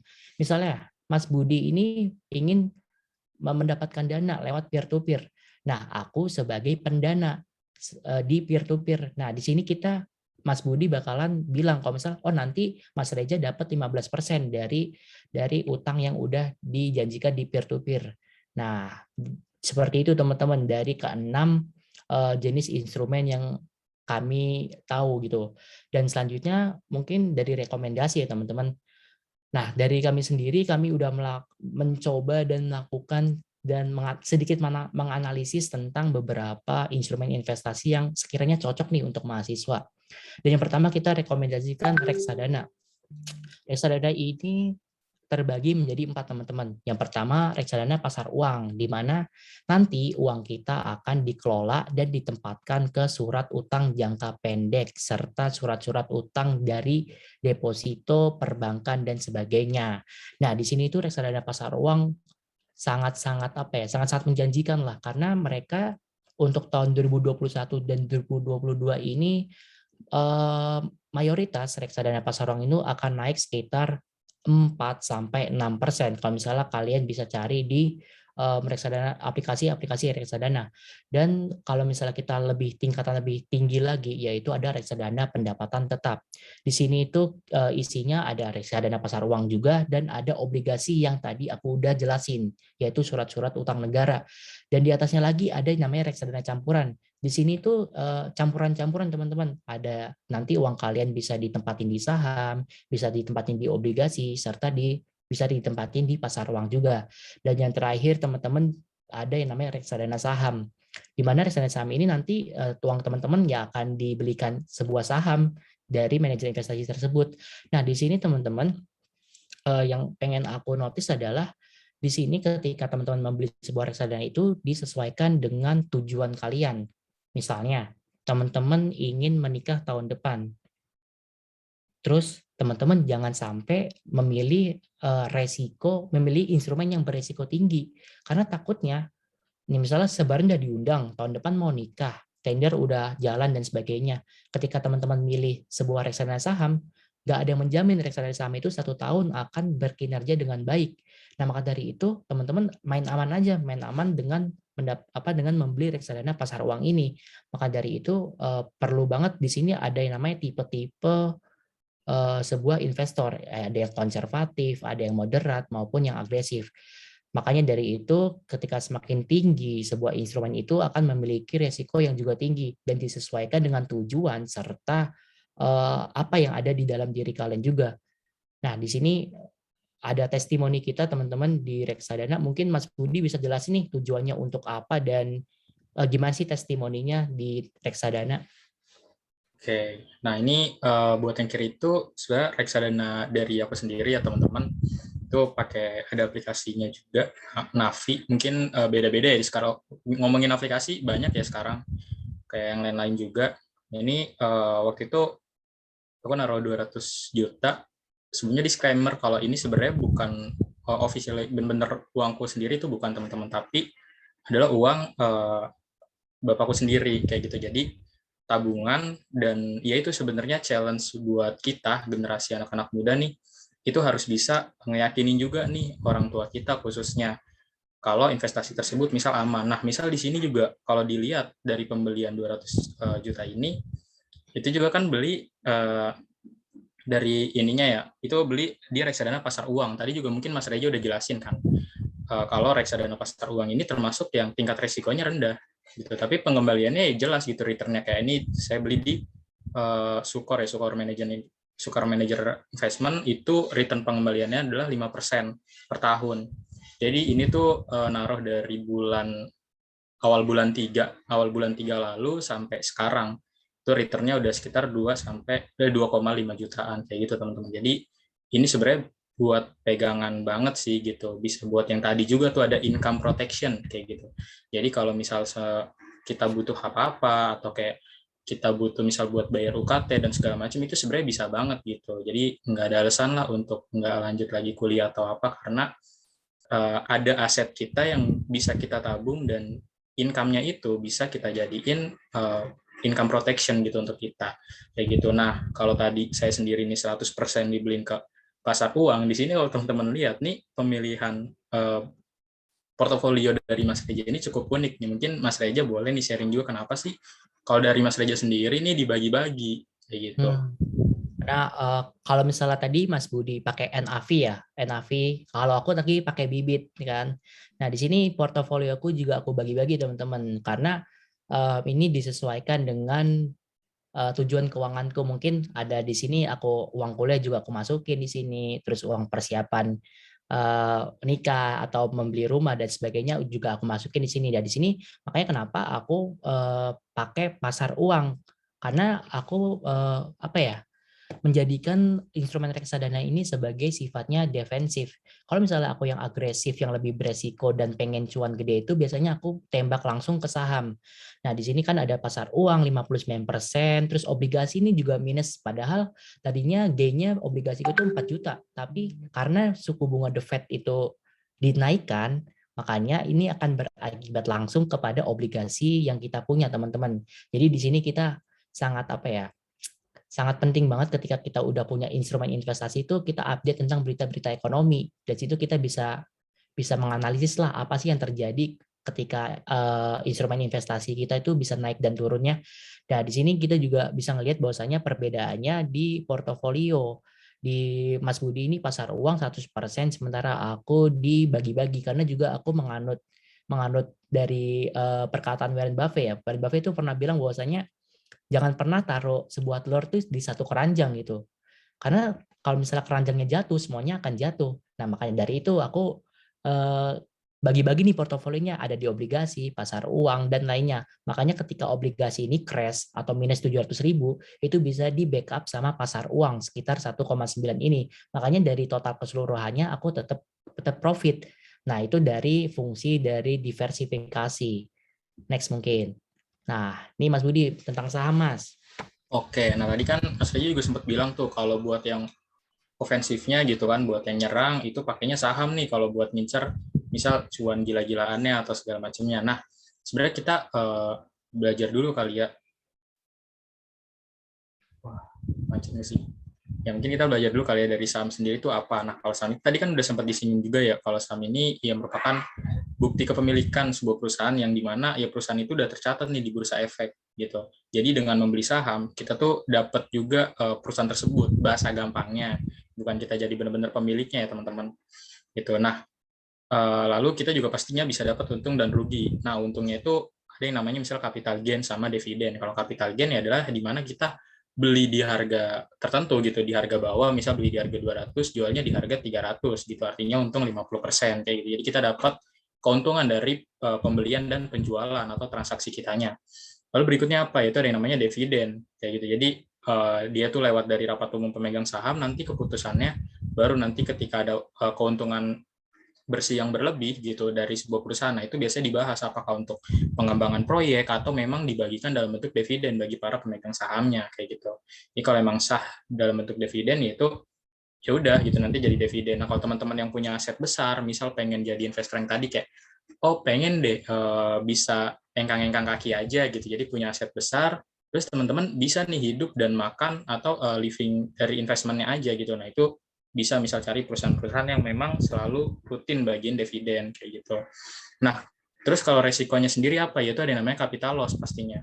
Jadi kalau tadi sebaliknya gitu beli di harga bawah bisa jual di harga atas, ada kemungkinan kalau teman-teman itu beli di harga atas dan jual di harga bawah. gitu. Kalau misal ditanya, loh kenapa dijual? Nanti deh mungkin kita bahas gitu. Bahwa ya nggak setiap saham yang turun pasti bakal naik terus kayak gitu teman-teman. Lalu ada yang namanya resiko likuiditas gitu, dimana jika perusahaan yang kita miliki itu mengalami kebangkrutan. Nah tapi buat likuiditas ini atau perusahaan yang misal tiba-tiba bangkrut itu nggak serta-merta jadinya aset teman-teman hilang ya gitu. Jadi ada ketentuannya tersendiri pasti untuk membayarkan kewajibannya dari si perusahaan itu. Kayak misal sebelum perusahaan itu delisting atau segala macamnya, jadi di total tuh bahwa aset perusahaan jika dijual, misal pabrik dan tanahnya, itu bisa untuk membayar utang-utangnya nih, baik itu kepada pemegang sahamnya dan para investor lainnya, kayak gitu. Ini boleh next, Mas. Nah, ini teman-teman, ini ada testimoni dari kita juga ya, dari jual beli saham kita sendiri juga. Nih, ada Mas Reja, mungkin boleh sharing-sharing, Mas. Oke, kalau misalnya aku pribadi ya Mas, untuk pertama kali modal dulu aku pakai sekuritas kan Mirai Aset ya. Mirai Aset ini aku bukan maksud untuk mengendorse sebuah sekuritas ya, tapi sharing doang. Kayak dulu tuh aku buka di tahun 2019 dan di situ pas pandemi, dan di Mirai ini modalnya harus 10 juta teman-teman. Makanya aku juga modal pertamanya 10 juta. Dan dari situ aku juga milih saham juga nggak tahu milih saham apa, yang penting kayak terkenal aja gitu kan, misalnya Unilever, Astra Internasional, BRI dan sebagainya gitu kan. Tapi di situ juga aku dapat pelajaran banyak, bahwasanya banyak loss-nya juga. Kok kata orang nih perusahaan bagus tapi kok aku loss gitu. Dan langsung tanda tanya kenapa. Dan di situ juga kayak evaluasi portofolio juga. Oh, ternyata kita bisa untung tuh pakai analisis loh, nggak cuman kayak ngelihat di pasaran, oh dia laku produknya. Analisisnya itu ada di fundamental sama teknikalnya. Nah mungkin di sini ini cuman testi ya teman-teman, nggak bermaksud apa-apa. Mungkin ini kayak seminggu bisa dapat segini dari kondisi-kondisi market yang bagus, atau minggu selanjutnya dapat segini, dan juga pernah dapat segini juga. Dalam satu saham pernah dapat segini, dan dapat segini. Nah, di sini juga aku juga nampilin bahwasanya aku juga pernah rugi 1 digit 2 digit juga, tapi kayak ya udahlah, ini juga kayak sebuah pelajaran buat kita bahwasanya analisis kita belum terlalu bagus untuk melawan market gitu. Dan menurut aku juga buat teman-teman ketika emang udah jago dan sebagainya, itu mendapatkan profit di pasar saham bukan sesuatu yang sulit, tapi juga bukan sesuatu yang gampang juga. Nah, makanya dari itu mumpung masih muda, masih banyak jatah jatah gagalnya, dan masih banyak waktu, mungkin bisa disempetin lah belajar tentang cara mendapatkan uang di saham. Ini sangat berguna banget sih menurut aku. Mungkin dari Mas Budi bisa sharing, Mas. Iya, sebenarnya sama sih kalau tadi yang dibilang Mas Reja juga nih, di kanan juga ada yaitu kayak sekuritas Beki, ada teman-teman bisa cari sendiri sebenarnya kalau soal sekuritas. Dan nickname-nya juga nih sama nih buat transaksi sehari ya. Jadi nanti kita juga mungkin bahas-bahas nih, ada yang namanya trader harian dan segala macam nih. Jadi kayak dalam sehari waktu itu sempat beli beberapa saham sampai ada 6 saham, dan nggak semua saham yang dibeli mungkin bisa ngasilin keuntungan gitu. Kalau dilihat di sini ada yang untung, ada yang iya cuman berapa ratus ribu, dan ada yang rugi juga kayak gitu. Nah, jadi ya seperti itu. Yang penting ya make sure kalau kalian berinvestasi misalnya atau di saham, itu make sure aja kalau kalian juga bisa profit sesuai misal dengan kenaikan IHSG kayak gitu. Artinya kan aset teman-teman benar-benar bertumbuh gitu dengan nyemplung ke saham kayak gitu. Jadi ya sama sih apa yang Mas Reza bilang, nggak selalu untung tapi ada ruginya juga. Cuman perlu digarisbawahi gitu, makin banyak jam terbangnya itu bukan jadi hal yang sulit pastinya buat dapetin cuan. Nah, kini kita lanjut juga nih, teman-teman. Ini ada macam-macam komponennya juga di stock market. Itu ada yang namanya market maker. Mas Reja mungkin mau bantu jelasin nggak nih, Mas? Apa tuh, Mas? Market maker. Iya, menurut Mas Reja nih apa nih maksudnya nih arti kata market maker? Market maker, kalau dari translatean sih, kalau market pasar, maker pembuat. Jadi pembuat pasar, Mas. Benar nggak sih, Mas? Benar. Sebenarnya secara gampangnya bisa dibilang kayak gitu, pembuat pasar. Jadi market maker ini, misal kalau di saham itu adalah orang-orang yang bertugas sebagai apa ya, yang membuat saham tersebut menjadi liquid gitu. Jadi sahamnya itu selalu ada dan selalu bisa dibeli. Jadi market maker ini biasanya yang ngepalang atas bawah. Kalau mungkin teman-teman ada yang pernah transaksi langsung, jadi market maker ini adalah ya sebuah misal institusi yang mereka tuh naruh barangnya di bid maupun di offer kayak gitu. Dengan tujuan ya apa, menjaga likuiditas dari saham tersebut kayak gitu. Terus yang kedua ada yang namanya mafia saham atau disebut bandar saham. Pernah ketemu nggak Mas? Mas Reja nih, ada yang namanya bandar-bandar saham. Pernah Mas, anak GIS ada yang bandar katanya Mas. Ada yang Waduh, ya. serem juga ya. Jadi gitu ya teman-teman. Kerennya anak-anak GIS tuh sampai ada yang ngebandarin saham teman-teman. Gitu. Nah ini mungkin kalau yang ketiga investor kita pasti nggak asing lah, yaitu orang-orang yang membeli saham dengan tujuan jangka panjang kayak gitu, misal dikit untuk 5 tahun, untuk misal 4 tahun ke depan, 3 tahun ke depan gitu ya, misal tujuannya untuk tabungan nikah atau apapun itu. Terus ada yang namanya trader nih. Jadi kalau trader ini ya dalam waktu yang misal lebih cepat gitu, misal ada swing trader gitu, jadi membeli saham yang waktunya itu relatif lebih cepat gitu, misal tadi Mas Reja juga kan ada seminggu 3 harian kayak gitu. Terus ada yang namanya one day trader. Untuk ini trader harian, jadi beli saham pagi gitu saat buka, lu harus dijual misal saat closing kayak gitu. Terus ada yang kelima yang namanya scalper atau copet-copet saham. Jadi ini sebenarnya yang unik sih, dan kalau sekarang teman-teman misalnya ikutin perkembangannya adalah tipikal scalper ini mulai naik daun gitu teman-teman. Jadi di saham itu, ini kalau teman bisa lihat ya contohnya di sini misalnya ada beli saham Raja. Ini kode sahamnya ya. Kode sahamnya Raja. Misal beli di harga 222. Itu di jam 14.34.41. Dijual di detik 55. Artinya transaksi ini terjadi waktu itu, melakukan transaksi ini itu ya cuman beberapa detik aja. Jadi beli langsung jual lagi ketika ada kenaikan harga. Kayak gitu, isinya kan dari 22 terus naik 226, artinya kan naik 4 poin kayak gitu. Jadi 4 poin dikali 2000. Artinya ya dapat cuannya di sini harusnya sekitar 800.000 kayak gitu, teman-teman. Itu cuman beberapa detik.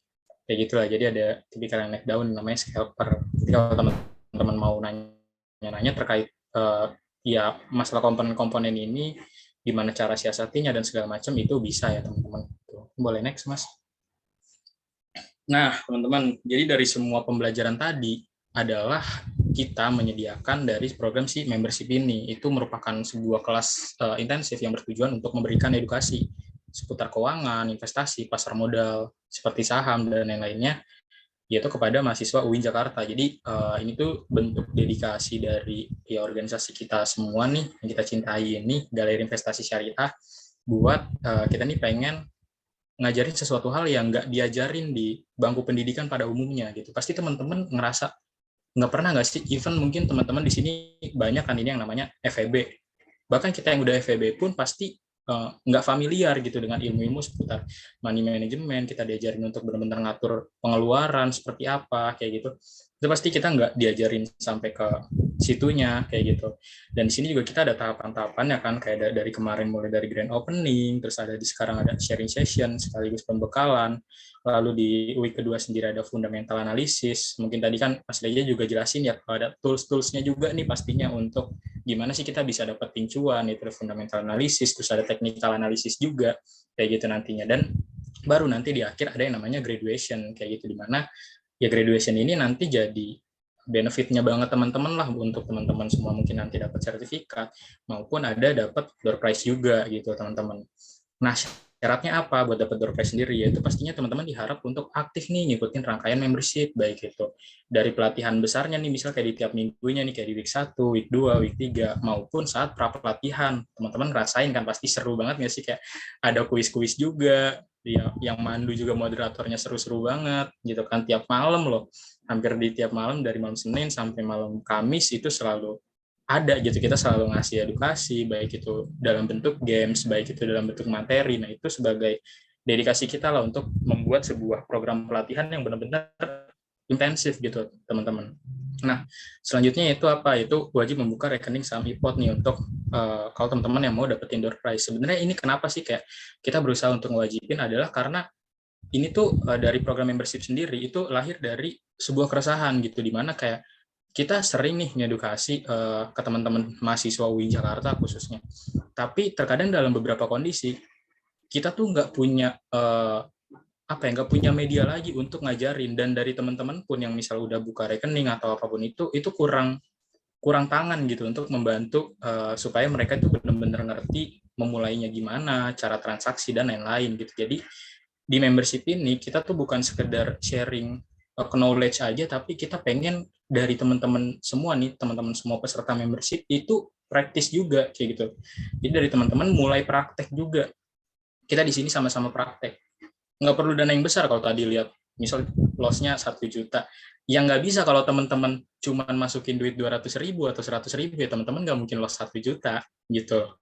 Karena kan tadi keuntungan maupun kerugiannya lewat presentase. Artinya kalau teman-teman misal bisa untung 1 juta ya mungkin teman-teman ya sekali beli saham, misal sekali debuk saham belinya 30 juta atau 20 juta kayak gitu. Nggak mungkin lah teman-teman baru mulai coba dengan uang misal cuman 100.000 atau 200.000 terus loss-nya bisa sampai 1 juta, itu enggak ya teman-teman kayak gitu. Jadi intinya di sini membership ini dibuat biar teman-teman juga bisa mulai praktek kayak gitu.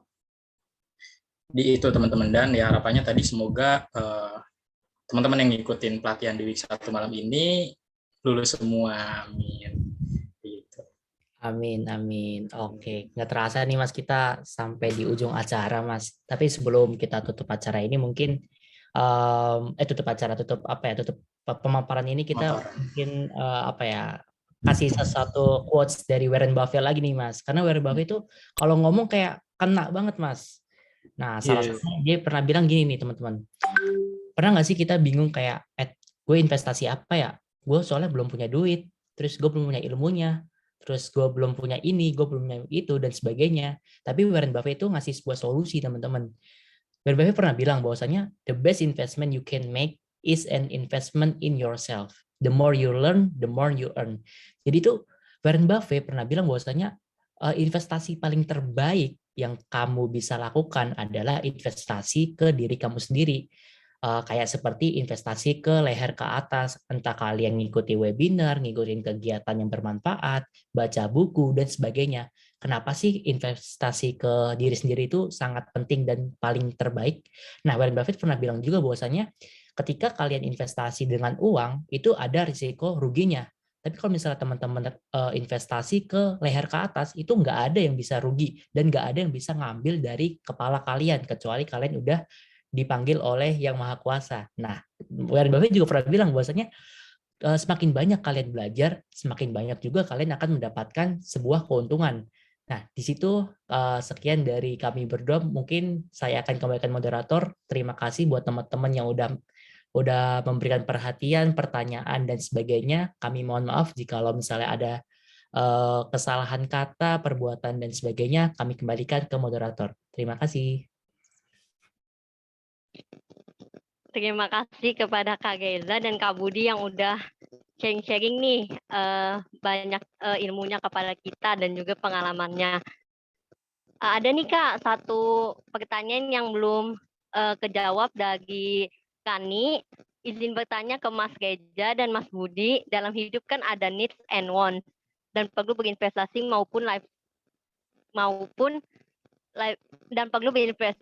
lifestyle atau goals yang ingin dicapai. Pertanyaan saya, bagaimana cara kita mengalokasikan atau berapa persen yang harus dialokasikan dari hasil pendapatan atau penghasilan pada pembagian poin-poin tersebut? Terima kasih.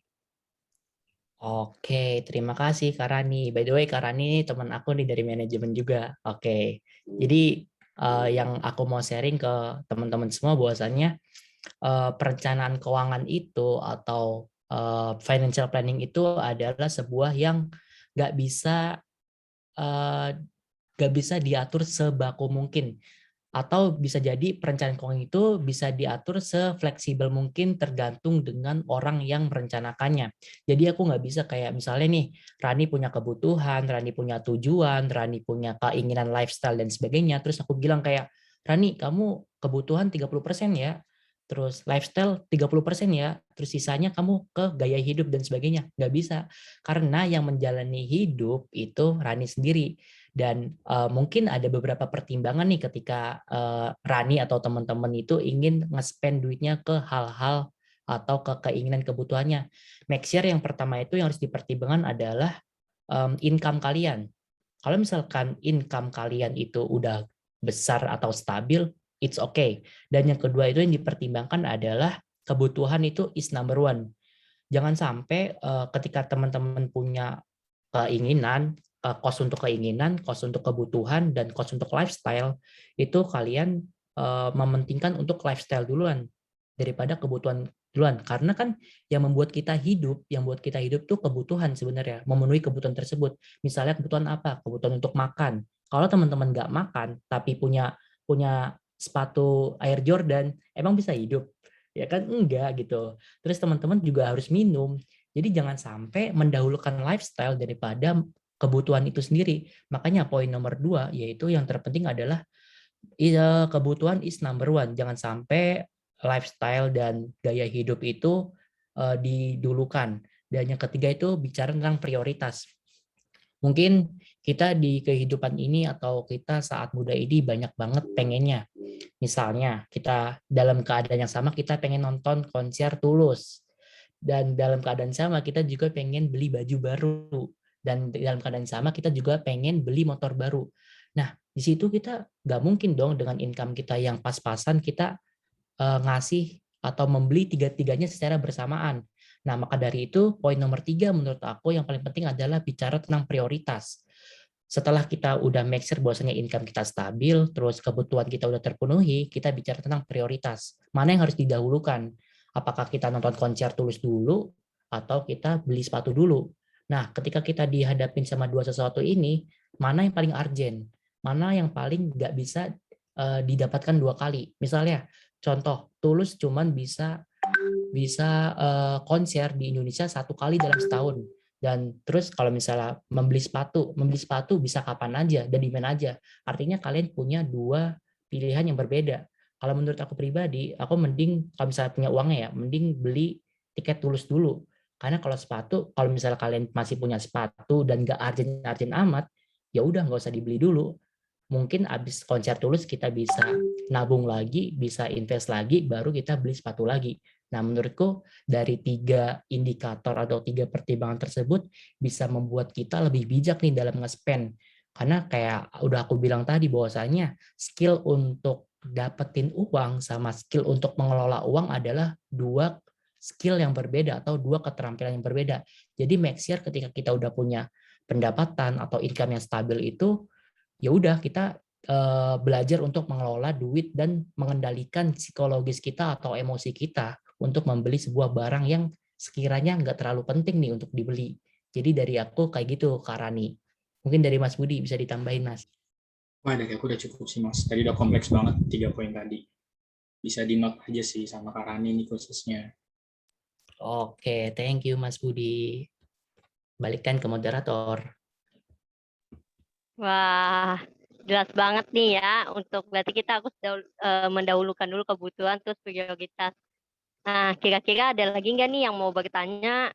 Bisa di kolom chat atau biar kita interaktif, raise hand terus on mic. Yuk, nggak apa-apa yuk kita sharing-sharing aja. Ada yang mau curhat Porto?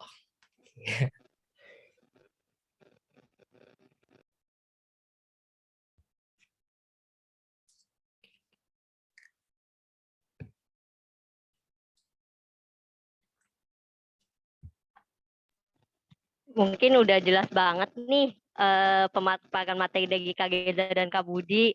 Karena emang aku sendiri yang baru terjun nih di dunia investasi juga makin paham nih. Jadi kayak gitu. Jadinya mungkin kita langsung ke acara berikutnya aja, yaitu penyerahan sertifikat kepada pemateri pertama yaitu Kak Geza Diovanda, yang akan diserahkan oleh Tiara Putri Azahra.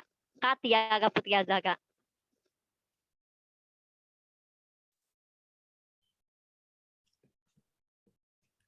Oke, makasih Nafa. Sebelumnya mau ngucapin makasih banyak nih buat Kak Reza atas waktunya untuk nyempetin waktu di malam hari ini, malam Senin lagi ya, besok udah pengen kuliah. Tanya malah nyampein materi. Makasih banyak Kak Reza atas materinya yang keren banget hari ini. Mohon diterima sertifikatnya dari tim membership. Amin. Terima kasih juga teman-teman. Aku harap apa yang aku sampaikan tadi bisa bermanfaat untuk teman-teman dan bisa menjadi sebuah momen di antara kebersamaan kita nanti. Oke, thank you. Diterima sertifikatnya.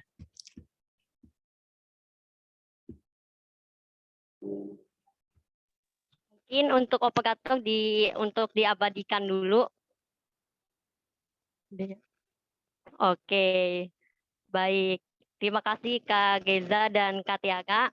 Berikutnya nih pemateri kedua kita yang nggak kalah kece, yaitu Kak Budi yang sertifikatnya akan diberikan oleh Kak Siti Rahmatul Umar. Waktu. Oke, makasih MC. Sebelumnya makasih buat Kak Budi yang udah ngeluangin waktunya malam ini. Terima kasih buat experience yang hebatnya dan insight-nya dan sangat-sangat berguna. Terima kasih. Mohon diterima, Kak. Oke, sama-sama. Makasih juga buat teman-teman semua atas antusiasnya. Dan makasih buat teman-teman penyelenggara atas niat baiknya buat ngadain sebuah program pembelajaran intensif buat kita semua. Thank you. Ya, untuk operator mungkin bisa diabadikan dulu nih Kak Budi dan Kak Siti Rahmatul Umarnya dalam sesi pemberian sertifikat. Ya, terima kasih kepada Budi dan Kak Rahma atas kesempatan waktunya. Berikutnya kita nih mau masuk ke sesi yang seru-seruan. Kira ada nggak nih yang tahu sesi apa nih kira-kira? Ayo tebak. Iya bener banget nih, kita bakalan kuis. Tapi sebelum kuis, kayaknya udah pada lemes nih malam-malam. Kita cek ombak dulu ya. Kalau aku bilang membership GIS 2022, kalian on mic langsung bilang learn, save, earn. Oke? Membership GIS 2022. Learn, save, earn. Wih, gila. Masih semangat banget nih malam-malam. Terima kasih. Terus selanjutnya kita langsung ke kuis aja nih. Tolong Kak Rama PPT kuisnya nih.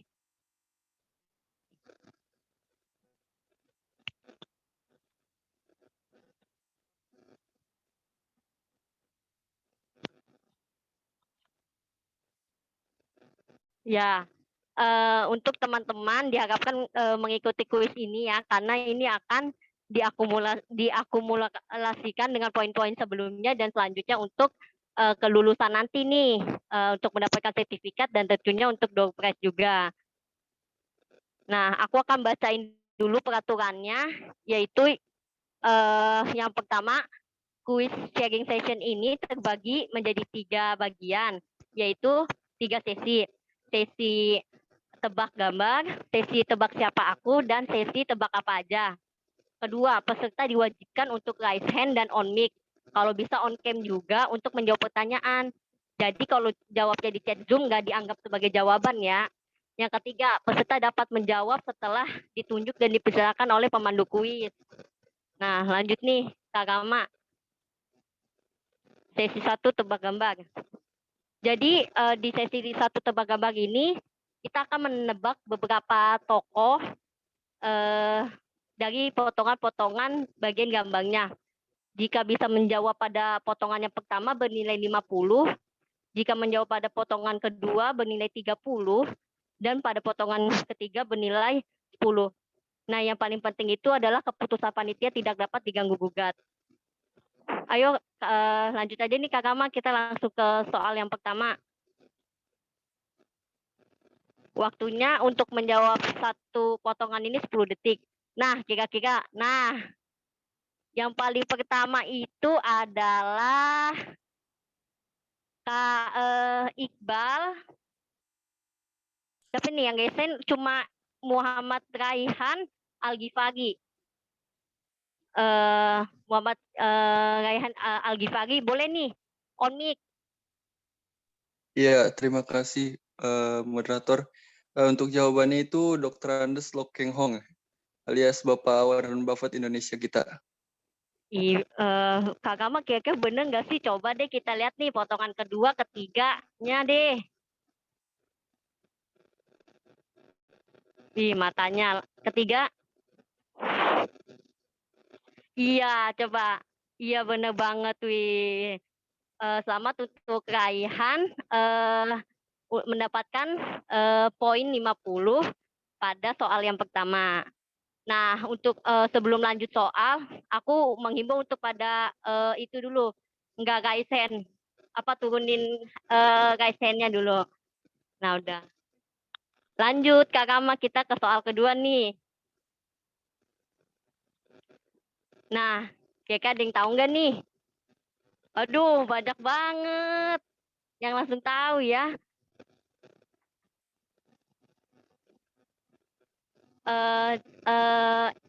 FEB untuk FEB Agul dipersilahkan. Untuk on mic ya, kalau jawab di chat nggak dianggap. Itu Elon Musk, Kak. Emang Elon Musk ya? Coba Kak Kama, kita lihat deh potongannya.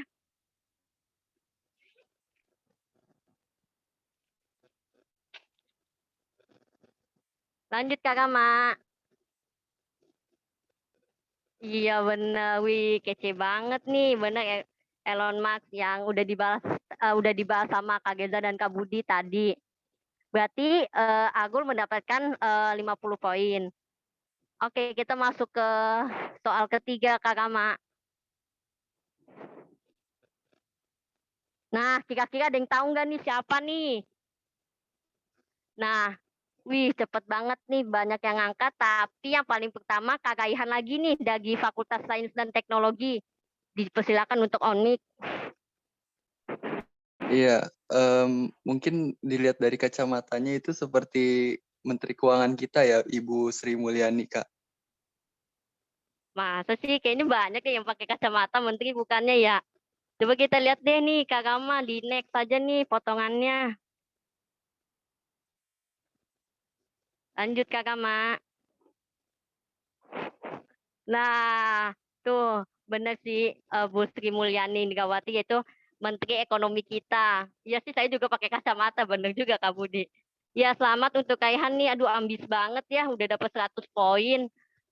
Lanjut nih kita Kak Rama ke soal yang keempat.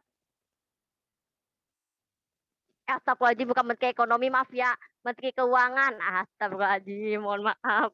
Wih, lanjut nih. Wih, Kak Raihan yang pertama lagi nih. Boleh on mic. Iya, ini seperti Opa Warren Buffett ya, Kak? Kak Raihan dipersilakan untuk on mic. Iya, itu seperti Opa kita ya, Opa Warren Buffett, Kak. Boleh diulang? Itu seperti Opa Warren Buffett, Kak. Coba Kak Rama kita next di potongan gambar berikutnya. Lanjut. Nah iya bener banget. Aduh yang lain jangan mau kalah dong sama kalian nih. Udah 150 loh poinnya. Lanjut ke soal yang terakhir nih Kak Rama. Kita. Nah kira-kira ada nggak nih yang tahu giginya dan kumisnya siapa ini? Nah, FEB Iqbal. Boleh langsung on mic. Ini tapi nggak tahu salah apa benar. LBP bukan? Siapa? LBP. Luhut Binsar. Bukan ya? Jangan disingkat-singkat dong kan. Nama orang itu pemberian orang tua. Astagfirullahaladzim. Coba nama lengkap. Luhut Binsar Panjaitan bukan? Nah, iya bener banget nih. Oke, waduh. Jangan disingkat-singkat ya, nggak baik loh. Menteri segala menteri. Bener banget nih. Ya. Lanjut, kita ke sesi yang kedua nih. Tapi perolehan sementara itu Kak Raihan di posisi pertama 150 poin. Kedua Agul 50, ketiga Kak Iqbal 50. Lanjut Kak Rama, kita ke sesi yang kedua. Nah, sesi kedua itu adalah tebak siapa aku. Di sini akan diberikan 3 clue.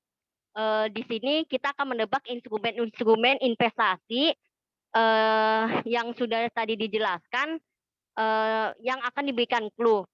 Jika bisa menjawab di clue pertama bernilai poin 50, di clue kedua bernilai 30, dan di clue ketiga bernilai 10.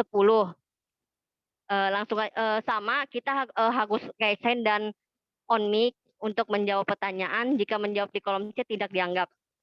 Lanjut nih kita Kak Rama, kita masuk ke slide yang soal yang pertama. Nah, ada yang bisa jawab nggak? Aku bisa menjadi pilihan investasi jangka panjang. Oke, Kak Gatan bisa on mic nih. Salah jadi ketawain ya. Apa? Kalau salah jadi ketawain. Enggak diketawain kok. Tapi di record sih, paling masuk ke YouTube. Jawabannya Enggak. kalau untuk investasi jangka panjang reksadana bukan? Waduh, jawabannya belum tepat nih. Aduh. Ya, lanjut kira-kira langsung Kak Rama masuk ke sesi clue kedua Kak Rama. Nah, langsung nih, siapa? Dipersilakan untuk Farhan Arfan untuk on mic. Jawabannya saham bukan Kak? Oh iya, coba masa sih, coba Kak Rama kita ke clue 3 lagi. Iya benar, aku bisa digoreng benar kan? Kami bisa digoreng ya. Kemarin kalau kita ikutin pelatihan pasti tahu nih. Kemarin tebak gambar bersama HR. Coba jawabannya Kak Rama. Ya benar, saham. Berarti Kak Farhan dapat 20 poin. Yeay. Bukannya 30 Kak, clue kedua. Lanjut nih Kak Rama, kita masuk ke soal yang kedua. Clue yang pertama. Aku memiliki pilihan berbagai jangka waktu. Nah, Farhan Arfan. Untuk Farhan Arfan dipersilakan untuk raise hand on mic. Deposito bukan nggak? Coba kita lihat. Kak Rama next nih, clue keduanya nih, ciri-cirinya. Aku memiliki risiko yang rendah. Next Kak Rama, ketiga. Aku memiliki keuntungan berupa bunga. Next Kak. Iya benar, deposito. Selamat buat Farhan, dapat 50 poin di soal yang kedua ini. Soal ketiga. Lanjut, langsung aja kita masuk nih ke clue. Banyak orang tertipu karena mengira aku salah satu instrumen investasi. Ini sempat berita yang sempat heboh ya, yang aku kasih clue deh, yang ada afiliatornya. Dipisahkan untuk Kak Agul dari FEB untuk menjawab. Investasi bodong bukan Kak? Iya benar. Tapi jawabannya benar. Tapi di sini untuk clue, kita masuk ke clue 2, coba Kak Rama. Cara bermain denganku hanya menebak hargaku akan naik atau turun. Clue ketiga Kak Rama. Aku menawarkan return yang tinggi, bener banget. Lanjut Kak Rama. Nah, binomo itu termasuk salah satu investasi bodong ya, karena dia itu walaupun dinamakan binomo trading, tapi dia itu bukan seperti penawaran di pasar, tapi dia malah tebak-tebakan, jatuhnya seperti judi. Jadi teman-teman sekalian jangan sampai ya terjerumus ke binomo trading atau semacam investasi bodong lainnya. Selamat kepada Kak Agul mendapatkan poin 50 pada pertanyaan ke berapa nih Kak Rama? Pertanyaan ke berapa ya dulu Pak? Lanjut Kak Rama ke pertanyaan selanjutnya.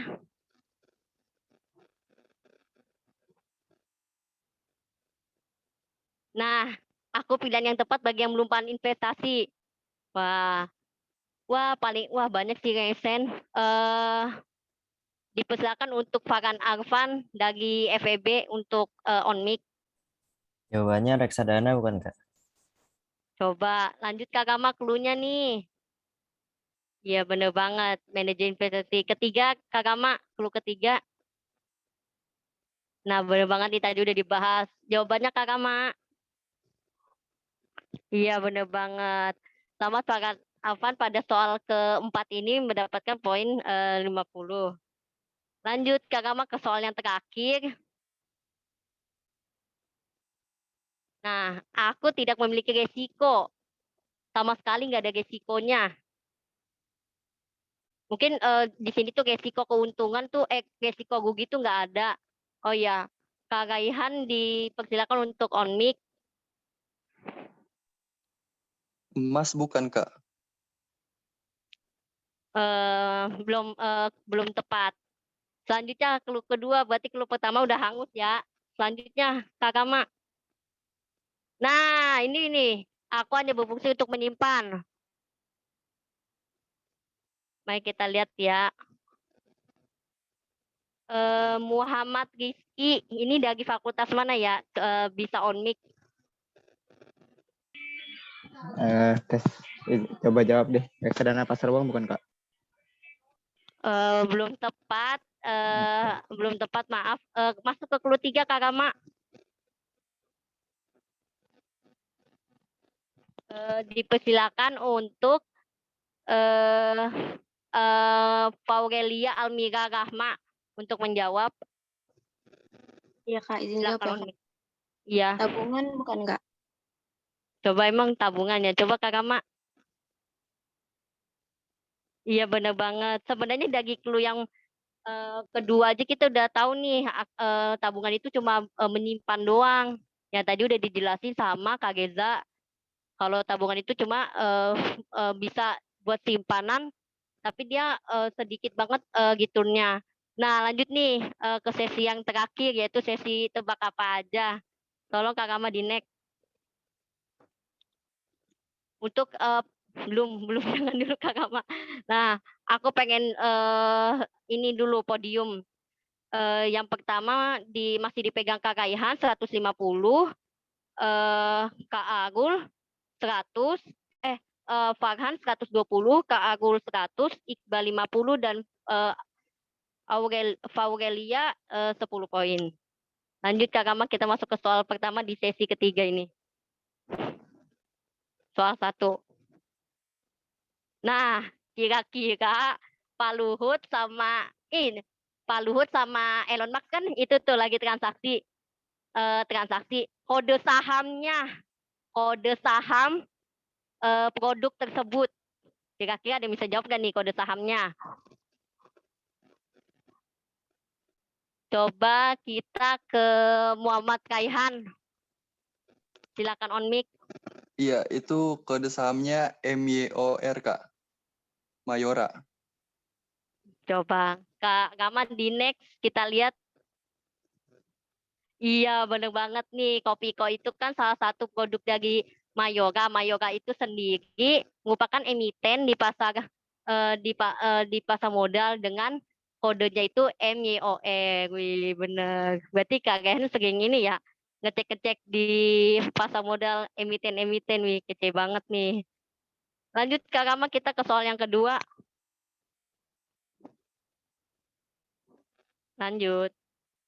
Nah, tebak nih, ini apa nih?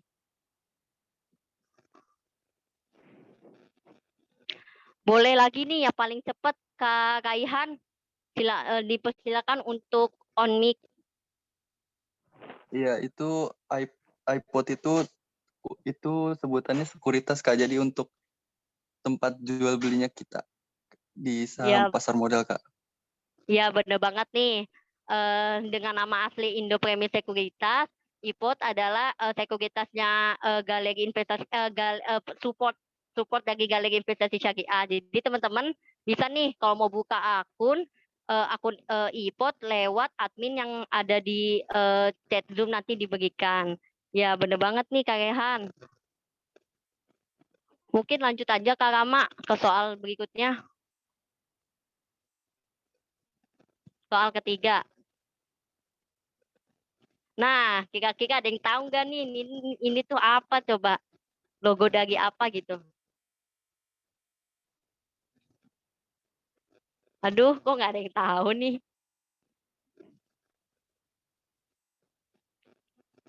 Kira-kira ada yang tahu nggak nih? Aku hitung ya sampai 10 kalau nggak ada yang jawab berarti ini pertanyaannya soalnya hangus. 5, 4, 3, 2, 1. Di next Kak Rama. Ya, ini tuh prinsipal salah satu tadi yang udah dibilangin sama Kak Reza yaitu manajer investasi yang biasanya mengelola reksadana bagi kita pemula yang belum paham nih. Aduh, sayang banget nih soalnya hangus. Lanjut nih Kak Rama, soal berikutnya.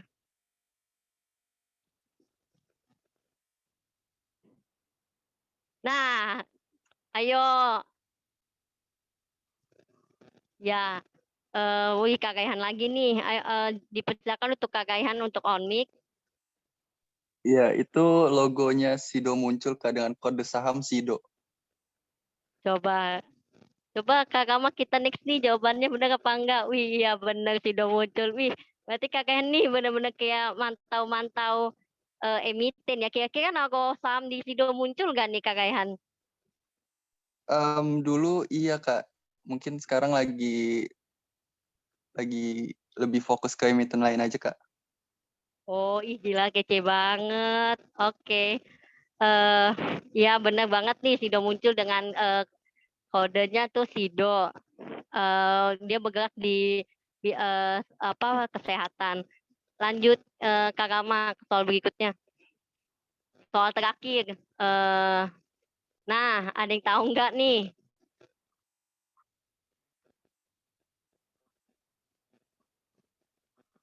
Dipersilakan untuk Muhammad Gatan untuk on mic.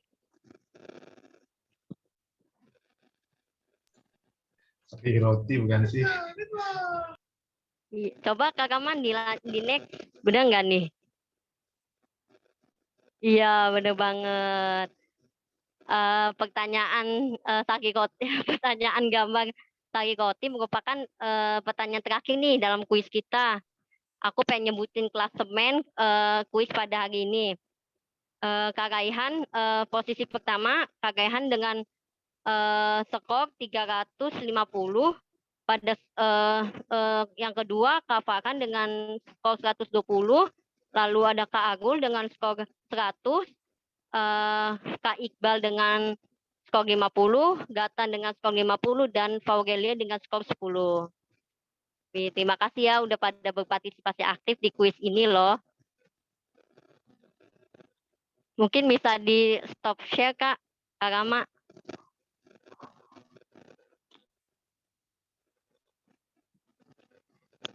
Nah, karena sesi kuis kita tenang aja teman-teman nih yang ikut kuis udah aku catat kok. Jadi nanti akan diakumulasikan dan diumumin nih pas graduation. Nah, beranjak ke acara yang terakhir sebagai penutup, acara ini akan ditutup dengan pembacaan doa supaya semoga ilmu-ilmu yang udah kita dengerin itu bisa kita serap dan kita praktekkan di kehidupan nyata.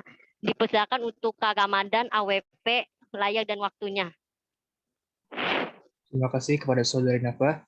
Bismillahirrahmanirrahim. Alhamdulillahirabbil alamin. حمدا يوافي نعمه ويكافئ مزيدا يا ربنا لك الحمد كما ينبغي لجلال وجهك الكريم ولعظيم سلطانك اللهم إنا نسألك إيمانا دائما ونسألك قلبا خاشعا ونسألك علما نافعا ونسألك يقينا صادقا ونسألك عملا صالحا ونسألك دينا قيما ونسألك خيرا كثيرا ونسألك شكرا على العافية اللهم ربنا تقبل منا صلاتنا وصيامنا وقيامنا وتخشعنا وتضرعنا وتعبدنا وتمم تقصيرنا يا الله يا أرحم الراحمين وصلى الله على خير خلقه محمد وعلى آله وصحبه أجمعين والحمد لله رب العالمين. Alhamdulillahirrahmanirrahim. Sudah selesai semua rangkaian acara kita pada hari ini, week 1 sharing session. Aku pengen ingetin nih bagi teman-teman yang belum buka akun tapi mau mulai mencoba buka akun, bisa banget nih dibantu sama admin oleh kakak-kakak panitia membership GIF. Bisa menghubungi nomor admin yang ada di grup membership GIF. Bagaimana caranya? Karena kita menyediakan full service gratis mulai dari pengarahan pembukaan dan bagaimana cara top up RDN-nya dan juga gimana transaksinya juga nanti kita bakalan arahin terus nih. Jadi tunggu apa lagi, yuk jadi bagian dari Sobat IPOT. Terima kasih kepada semua pihak yang terlibat yang telah meluangkan waktu dan telah yang berpartisipasi aktif dalam kegiatan ini. Dan juga terima kasih untuk para peserta membership GIS 2022 karena tetap aktif selama acara berlangsung dan semoga kebersamaan serta semangat belajar kita ini dapat tetap terjaga apapun situasi dan kondisinya. Mungkin sebelum ditutup kita harus foto bersama dulu nih. Kita on cam yuk supaya kayak membership GIS week 1-nya ada kenang-kenangannya nih. Ayo kita semua on cam yang akan dipandu oleh dari bagian Medcom Galeri Investasi.